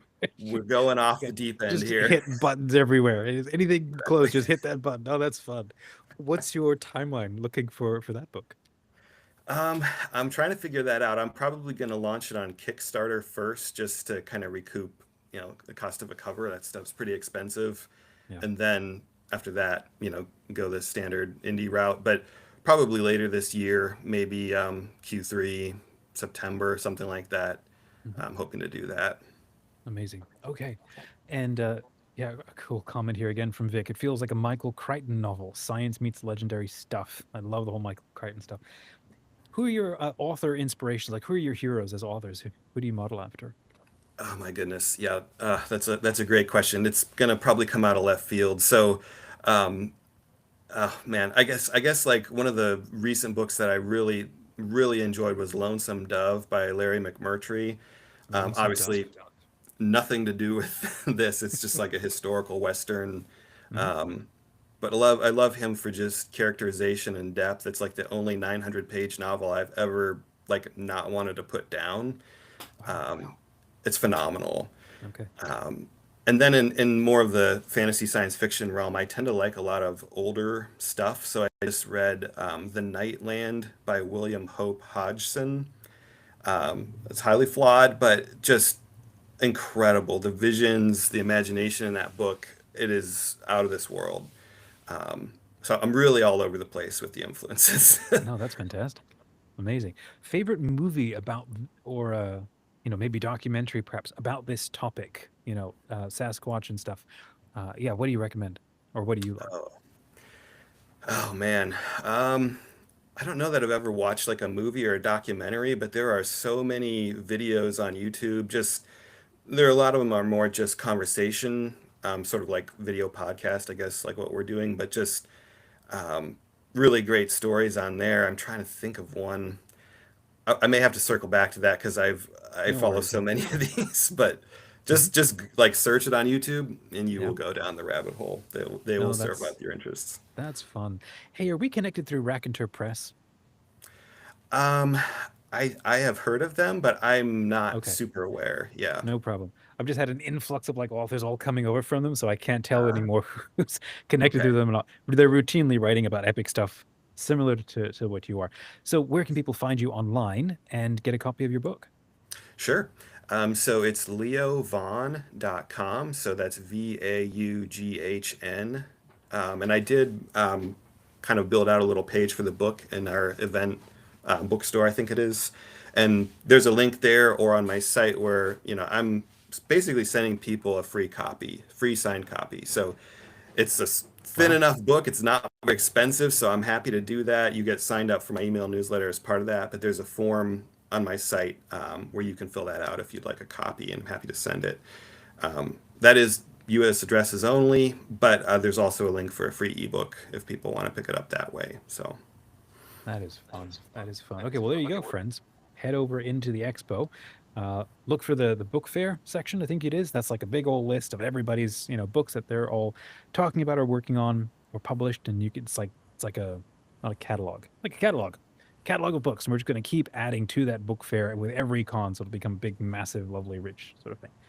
I got to ask, can you give us a sort of blurb about where Deep State Sasquatch goes? Because that just sounds too fun. yes. Let me pull that up. I should have pulled that up to start with, but I do have that.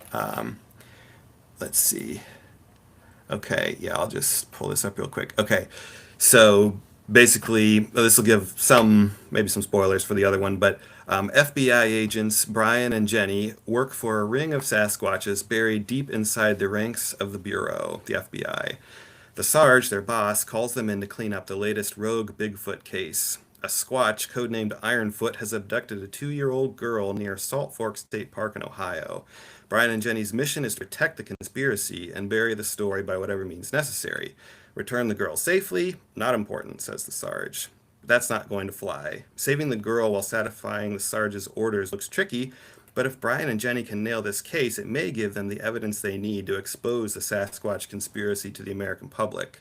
Brian and Jenny set off across the wilderness of Salt Fork, tracking Ironfoot and the poor girl, but nothing can prepare them for truth about the abduction or what they find in the woods. That's the Well, pitch. you had me at Sasquatch working for what was it, the NSA you said? FBI, but that's The a good FBI? idea. I'll have to think about that. Oh man, that's just giving me like I'm just thinking of Hellboy here of him walking through these massive halls and he's like overtopping like Wookiees, right? Oh my goodness. That sounds fascinating. Okay, so they're actually more sentient than not, or more intelligent than not. Yeah. That sounds like crazy fun. Okay, so people can find you online. If you shared your website, I forgot. What was the website again? leovaughn.com, Vaughn. Awesome. leovaughn.com. And again, friends, I've linked all of the faces on the schedule. You can see everybody's sort of topic and title, links over to their website so that you can find them afterwards. And if you jump into the con, you can get a free copy. He's actually gifting, I'm assuming it's a limited select number of free copies. How many are you offering? There's not that much action going on. So Okay. if you fill out a form, I'm happy to send you one. There's no limit, right? Okay. So you could ask for 500 and then just pass them all around to the old ladies at church and just scare them straight. There you go. All right. It was fun to meet you, Leo. Thanks so much for coming on. And Awesome. I'm going to be bringing on our next guest. All right. Thank you. Cheers. All right. We'll talk again. All righty, friends. Our next guest is actually supposed to be Sister Allison Gliot, but I don't actually see her. So I'm going to have a shot at letting in our next guest. Hello, can you hear me? Sarah. Hello, Sarah. Yes. Testing, testing. Hi. I think you're on early. Is that okay? Hi there. Hi. Can you hear me okay? Oh. Yes, can you hear me? I do hear you. There might be a delay. I'm not sure. Is there a delay between back and forth? I think so. Okay. Can I ask you just to hit the refresh and it looks like Sister Allison has just arrived, so I will bring you right back on in 15 minutes. Sure. Okay. Thank you. Hello, Sister Allison. I think you're coming on. Testing, testing. Testing, testing. Sister Allison, hello. Can you hear me?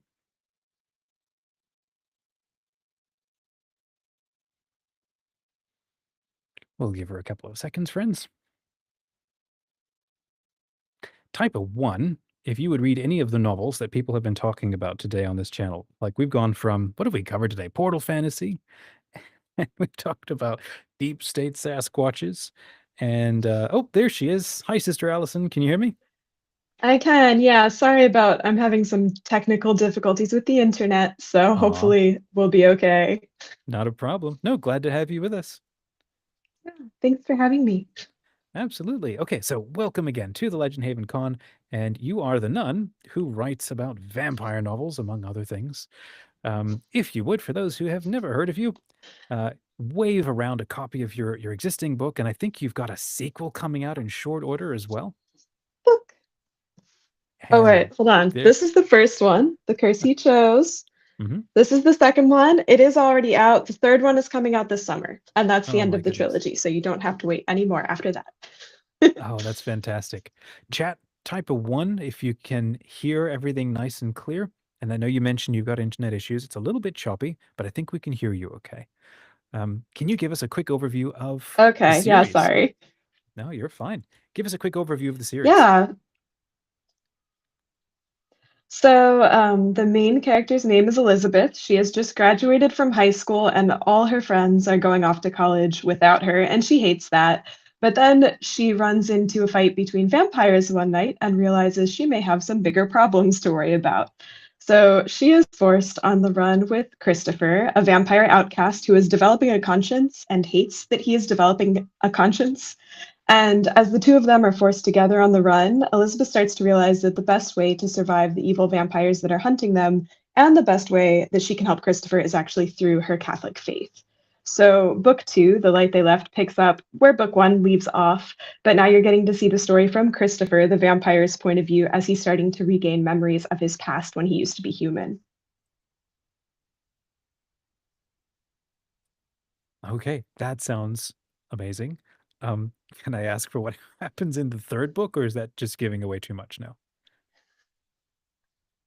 The third book, I don't want to say too much. Book 2 does end on a pretty big cliffhanger with something that has to do with Christopher's past. So I don't want to say too much, but it will. In book 2, the main characters go to the Black Forest in Germany, where Christopher grew up, to try to figure out things going on in his past.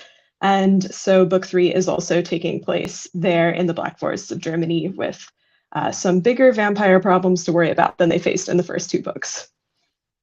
Oh my goodness. Okay. For those who have never met you, why and how does a nun end up writing a vampire trilogy? And I've seen some of the articles that have gone around. There's just so fun. Everybody's kind of like trying to wrap their heads around the fact that this is such an unusual thing for a young nun to be doing. And we at Legend Fiction think it's absolutely awesome, and we need a lot more of it. So why are you writing this kind of a story? Why does it matter so much to you?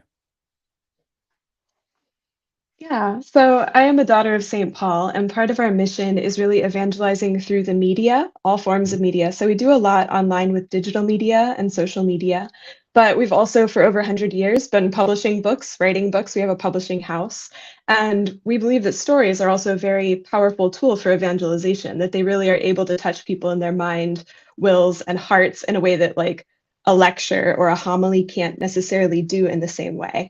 And so I do write these books for the Daughters of St. Paul Publishing House. And I don't know, I just find that I really loved reading fantastical stories like sci-fi and fantasy stories as a teen and as an adult and as a little kid, all of the points in my life.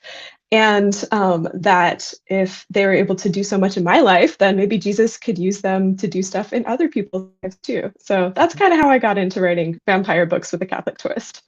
Oh, that's so fun. Look, I've got to ask.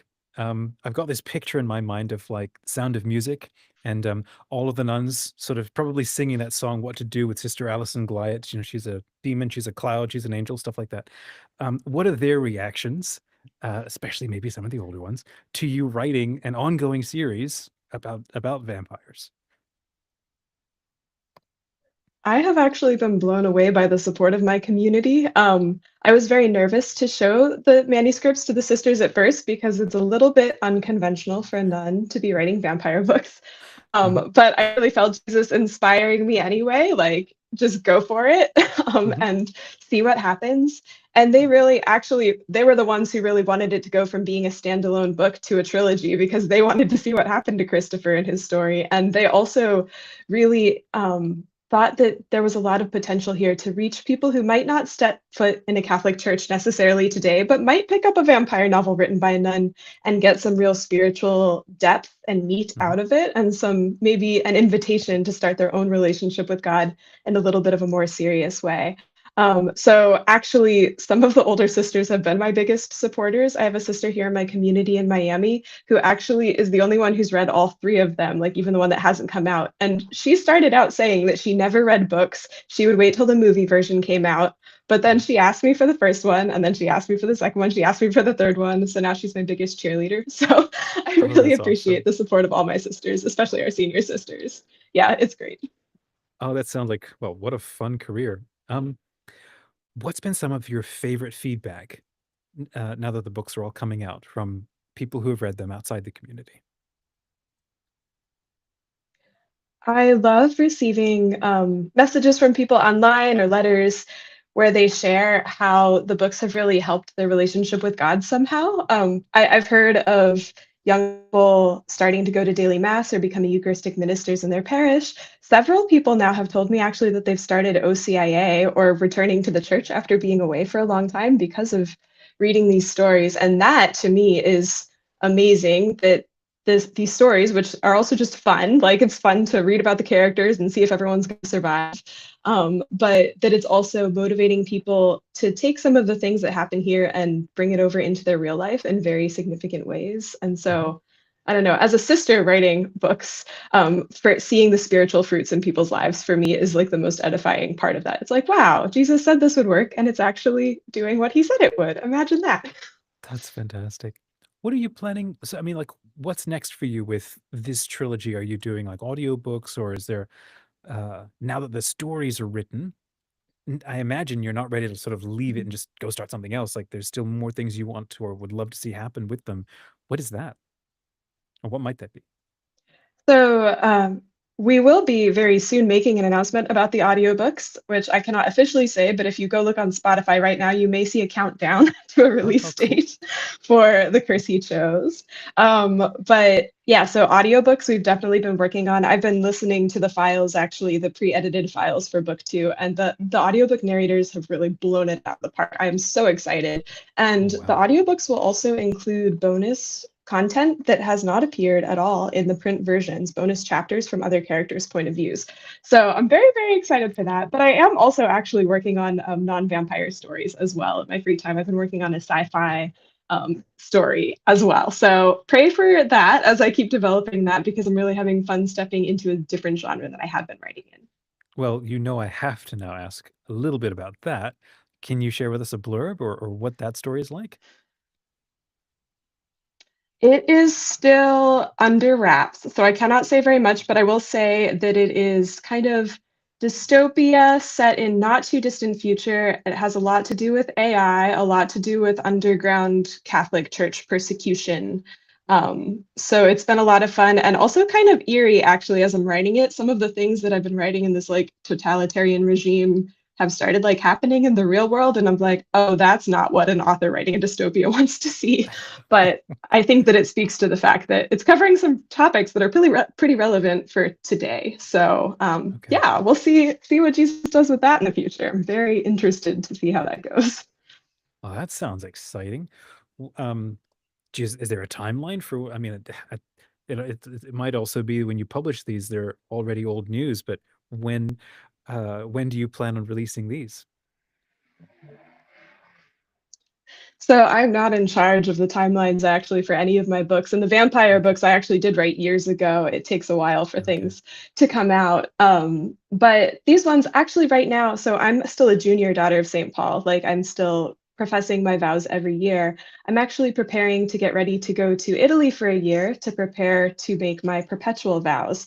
So I won't be able to submit it to the publishing house till after I get back and make my perpetual vows, because although I am an author and I love writing, my religious vocation does come first. And so I'll be focusing on my formation over the next few months. Yeah, wonderful. Okay. To go back to monsters, since that's kind of the overarching theme of this string of conversations, I don't know how that happened. It just did. You actually joined me on the channel, my goodness, a couple of months back, maybe. And we were talking all about monsters, and I think it was for the launch of your second book, I think. I forget. But what is it about, especially vampires, that so interested you that you had to write a whole trilogy about them? I know that you've always loved them, but what is it about them that so interests you?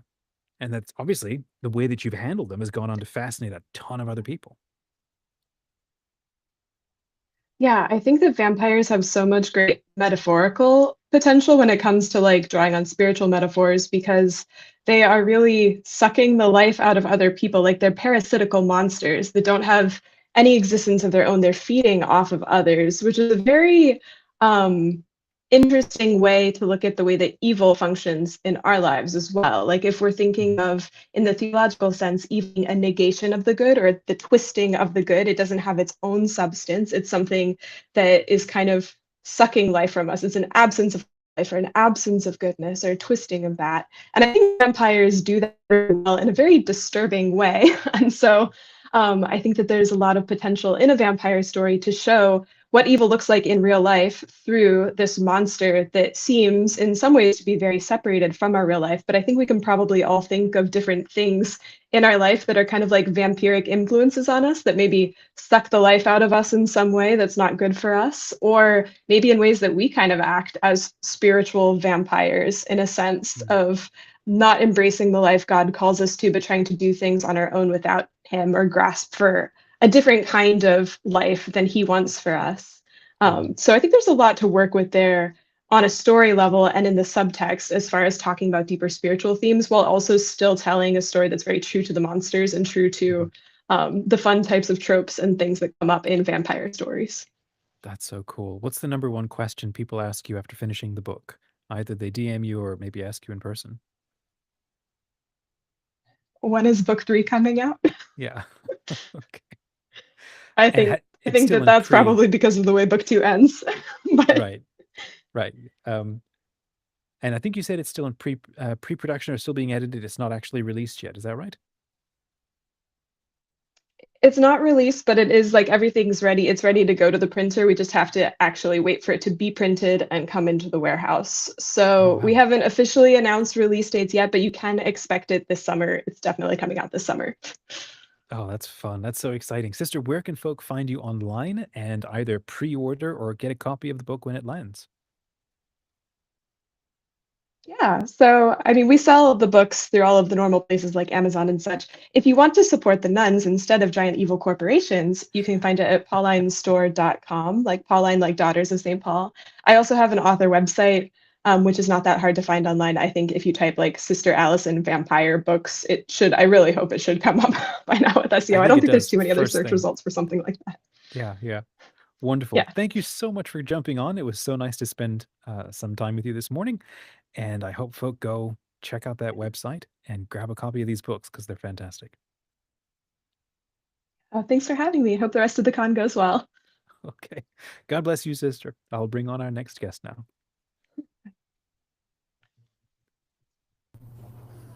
Hello, Sarah. Welcome back on. Hey Testing, there. testing. Can you hear me okay? Yes, I can. I can hear you. Can you hear me? I can, I can. Can I just ask you just to hit the refresh? Because sometimes when sitting in the Yes. lobby for a long time, it just causes a bit of a delay, it seems.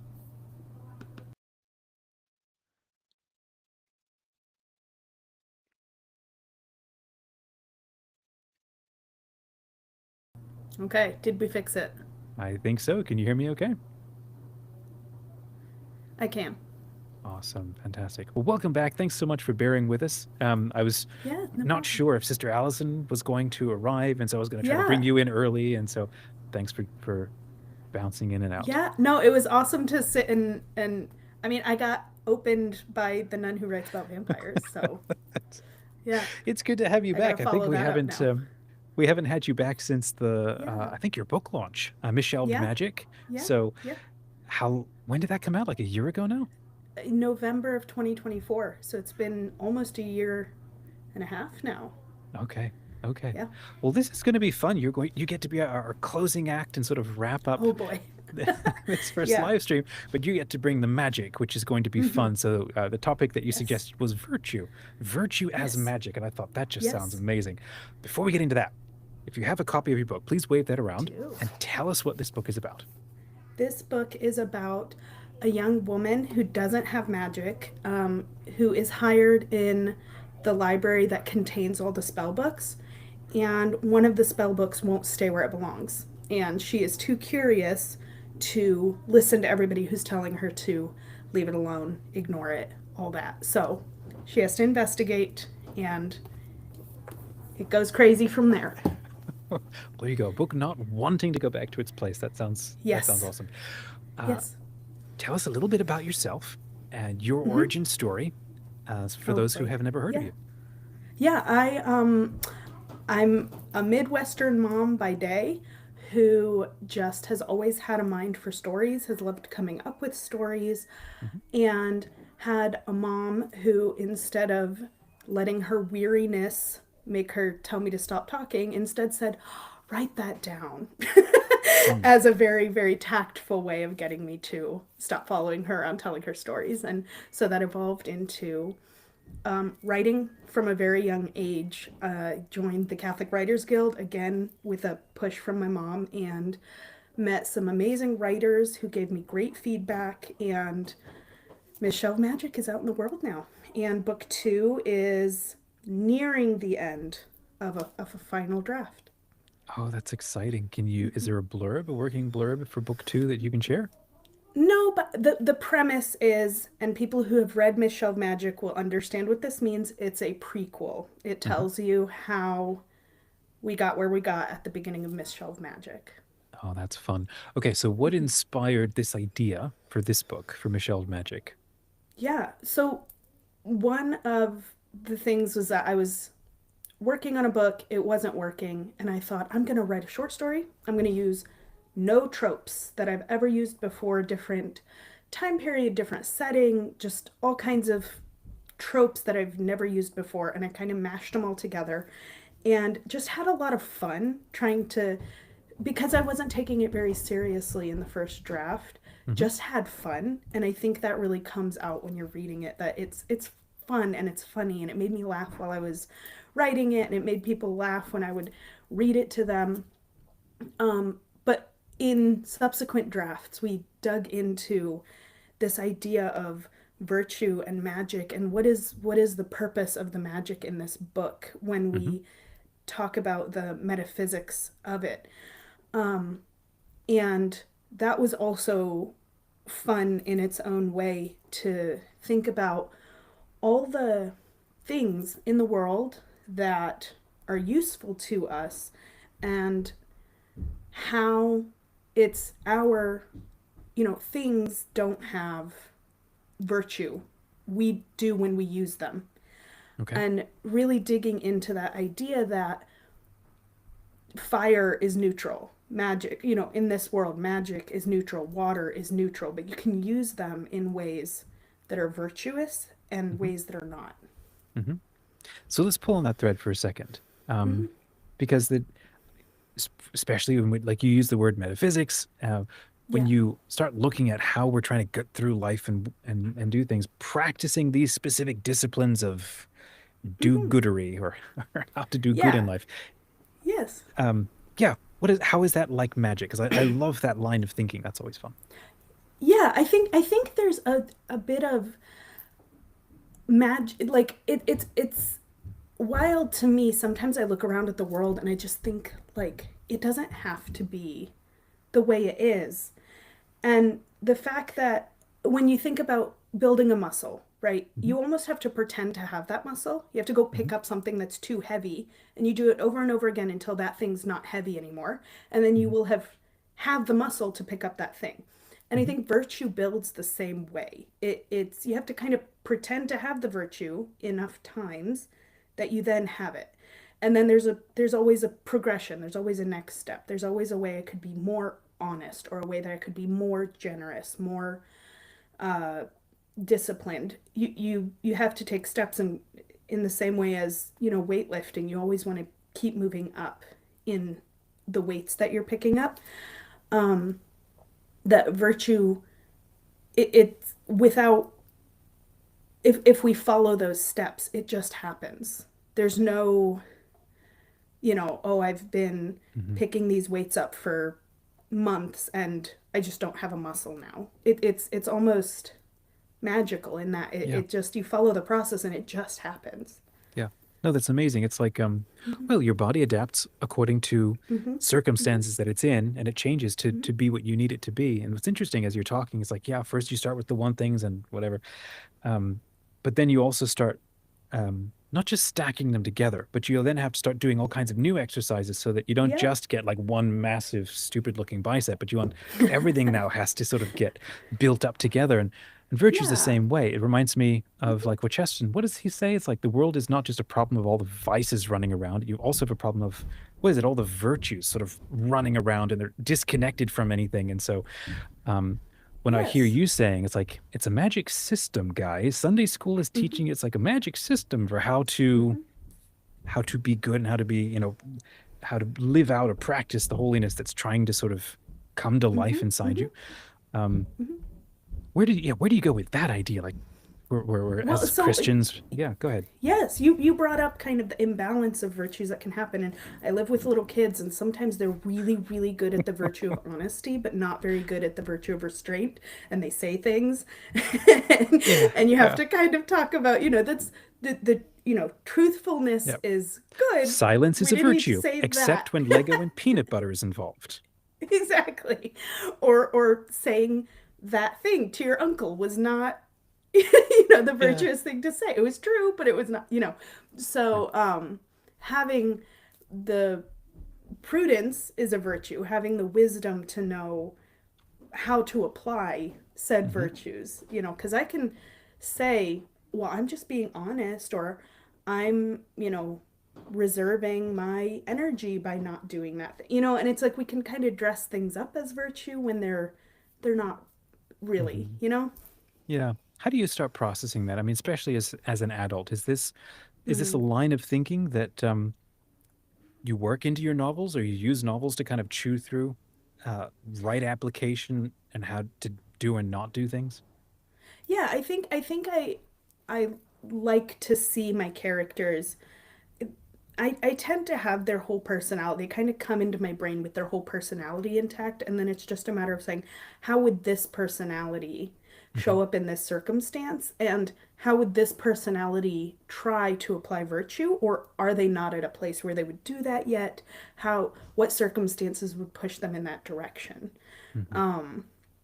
So in Miss Shelved Magic at the beginning, Adelina has very little self-esteem. She has very little, she's not special. Everybody's always told her she's not special. She can't do magic.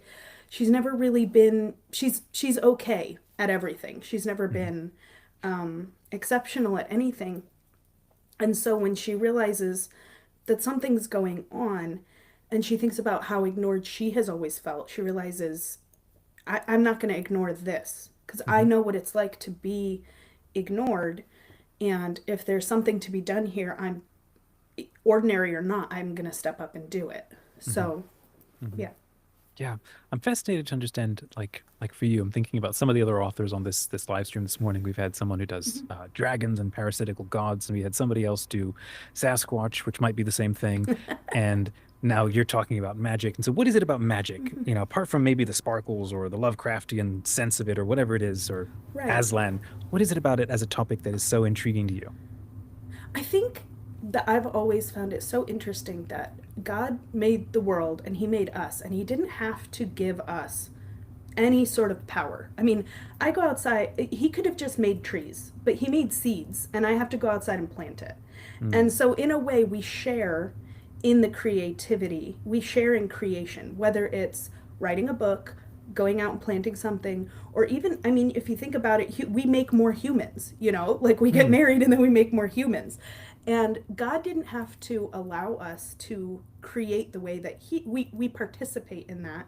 And that's a beautiful gift. And I think in a fantasy setting, magic just shows that so well of hmm how when you give people, you know, a human this power and this power to create, to change things, to really affect the hmm world, that people participate in that differently, because some people in real life plant beautiful gardens and use all this creativity for good. And then hmm we also unfortunately have people who have the same capacity for creativity who don't Go use full it in the Sauron at a best way bake sale. possible. Yep, yep. Yeah, yeah, No, exactly. yeah. Oh, that's so interesting. Okay, so what you're saying, kind of, maybe you're not, I'll Mm-hmm. say, Mm-hmm. magic is like it's like a sacramental, in that it's an Yeah. outward visible hand wavium for interior or invisible realities. Um, Yes. that's such a cool, interesting way, because there are some people who do have what would seem to be genuinely magical abilities. Like, well, we Mm-hmm. talked about what were we talking about in this live stream earlier today? Remote viewing was something that came up early on, and Right. that would seem to be definitely a Gandalf, level skill. But there's all kinds of other people who seem to have these kinds of things. But like you mentioned, creativity, like just that in and of itself, is such a uniquely magical thing. Where does your mind go with that? Th- that The it's yeah. no, I was just I was go thinking ahead, go about ahead. War of the Worlds the other day, the book War of the Worlds by H.G. Oh, I Wells, and love how that the book. humans sort of diverge, and then you end up Hmm with these what are they called, the Eloi, and they just lay around and eat, and Oh they no, just this is don't they that's don't Time Machine. or Time Machine. Yeah, yeah, you're Yes. right. Time Machine, and they just lay around and they don't do anything, and they just eat the food that's put in front of them and all that, and it's like that would be okay. That would do, right? We would be It's a nice alive and holiday for sure. sure. Yeah. But the reason that's so the reason it's horror, the reason it's so unsettling is because we have an innate need to create. We have an innate need to think and participate in the world around us. And so laying around and just kind of eating when we're hungry, sleeping when we're tired, and not engaging our mind to, because it might have been Einstein, somebody said that creativity is just intelligence having fun. And Oh, how so cool. we can have all these facts, we can like know facts, but it really Hmm becomes fun when you take your facts and say, I hmm learned a lot of stuff about the Edwardian era. What if there was magic? And that's the fun part. Right. Yeah. Yeah. Oh, that's so true. I don't remember who it was. It's somebody was quoting somebody, but it has to do with if you were able to create a utopia on Earth and solve or provide for everything anybody needed and create total peace, we would just go around burning and destroying stuff just to see something different happen. Yeah. Like you give us full Right. Eloi, and we'd probably become the Morlocks. Um, Yeah. I like this line from somebody who said that what is it? Problems for a man are like a dog with a squirrel. It's like just let me at it. I want to solve this Yeah. problem. And so Yeah. this, like what you're saying, like creativity, it's sort of an innate thing. We Mm-hmm. got to use Mm-hmm. it. You can't just sort Mm-hmm. of here's more Netflix and here's more pizza and that's your life. It's like Yeah. nope. I need Yeah. frontiers. I need problems to solve, and Mm-hmm. we have magical abilities to go and do good stuff about that. Mm-hmm. So that's Mm-hmm. okay. Where can people find you online to get a copy of your book? And by the way, are you hosting an event in the expo? There's so many, I can't keep them all straight I right don't now. think I no, I don't think I am. No problem. Where can people Yeah. find you online to get a copy of your book? At srcrickard.com. So it's my pen name, SR Crickard, no dots, just srcrickard.com. srcrickard.com. I bet you can also just Google Michelle Magic as well. Yeah. Yeah. Yep. Awesome. I'm also It's on all the social medias. I love getting messages from people, so people can reach out to me there. That is so cool. Thanks so much for jumping on. It was fun to spend some time with Absolutely. you this morning. Yeah. Alrighty. Awesome. Have an Thank awesome you. rest of your day. And You friends, too. we are going to start wrapping up this live stream. It's time for lunch on my end. I've got a little trailer I'm going to hit play on. If you didn't know, we're actually 2 days into a 30-day writing challenge. So this con doesn't actually have to end. You can continue completely for free for 30 days. And the goal is it's a 30 days to 30K writing challenge. Give this a quick watch here. Let me see if I can get this playing live. Storytelling is meaning making, and it has always been. We don't think of the printed book as a technology anymore, but in fact, that's what it is. We have a Catholic imagination, a Catholic perspective on the stories of the culture. Writing faster is actually easier because you don't forget everything. My quiet time is at a real premium. I don't have much time to stare at the blank page. I'm going to create something that I enjoy. Artists are the early warning detection system of society, that they are the first ones that kind of see what's coming. Set aside time every day to work. And sometimes it doesn't always work out. That's okay. I don't get discouraged. Shoving your imagination into a single box doesn't allow for the spirit to move in other ways. Good art, good writing, good music does not want to exist, okay? So you have to fight for it to be in the world. You have to start by being honest about yourself, about, am I wise and brave? And, the answer in my case is, well, not very. Especially if you look at like medieval bestiaries or different things, have all of this cool, crazy symbolism related to the Christian understanding behind different monsters. And you have a story in you. It's already there. The only thing you need to do is to nurture it and to give it room to grow. Where in that fiction are you going to bring that person who reads your story? We need more stories and a million more storytellers to give us fresh reasons to heal this world, gather in fellowship, and plant a village in Mordor.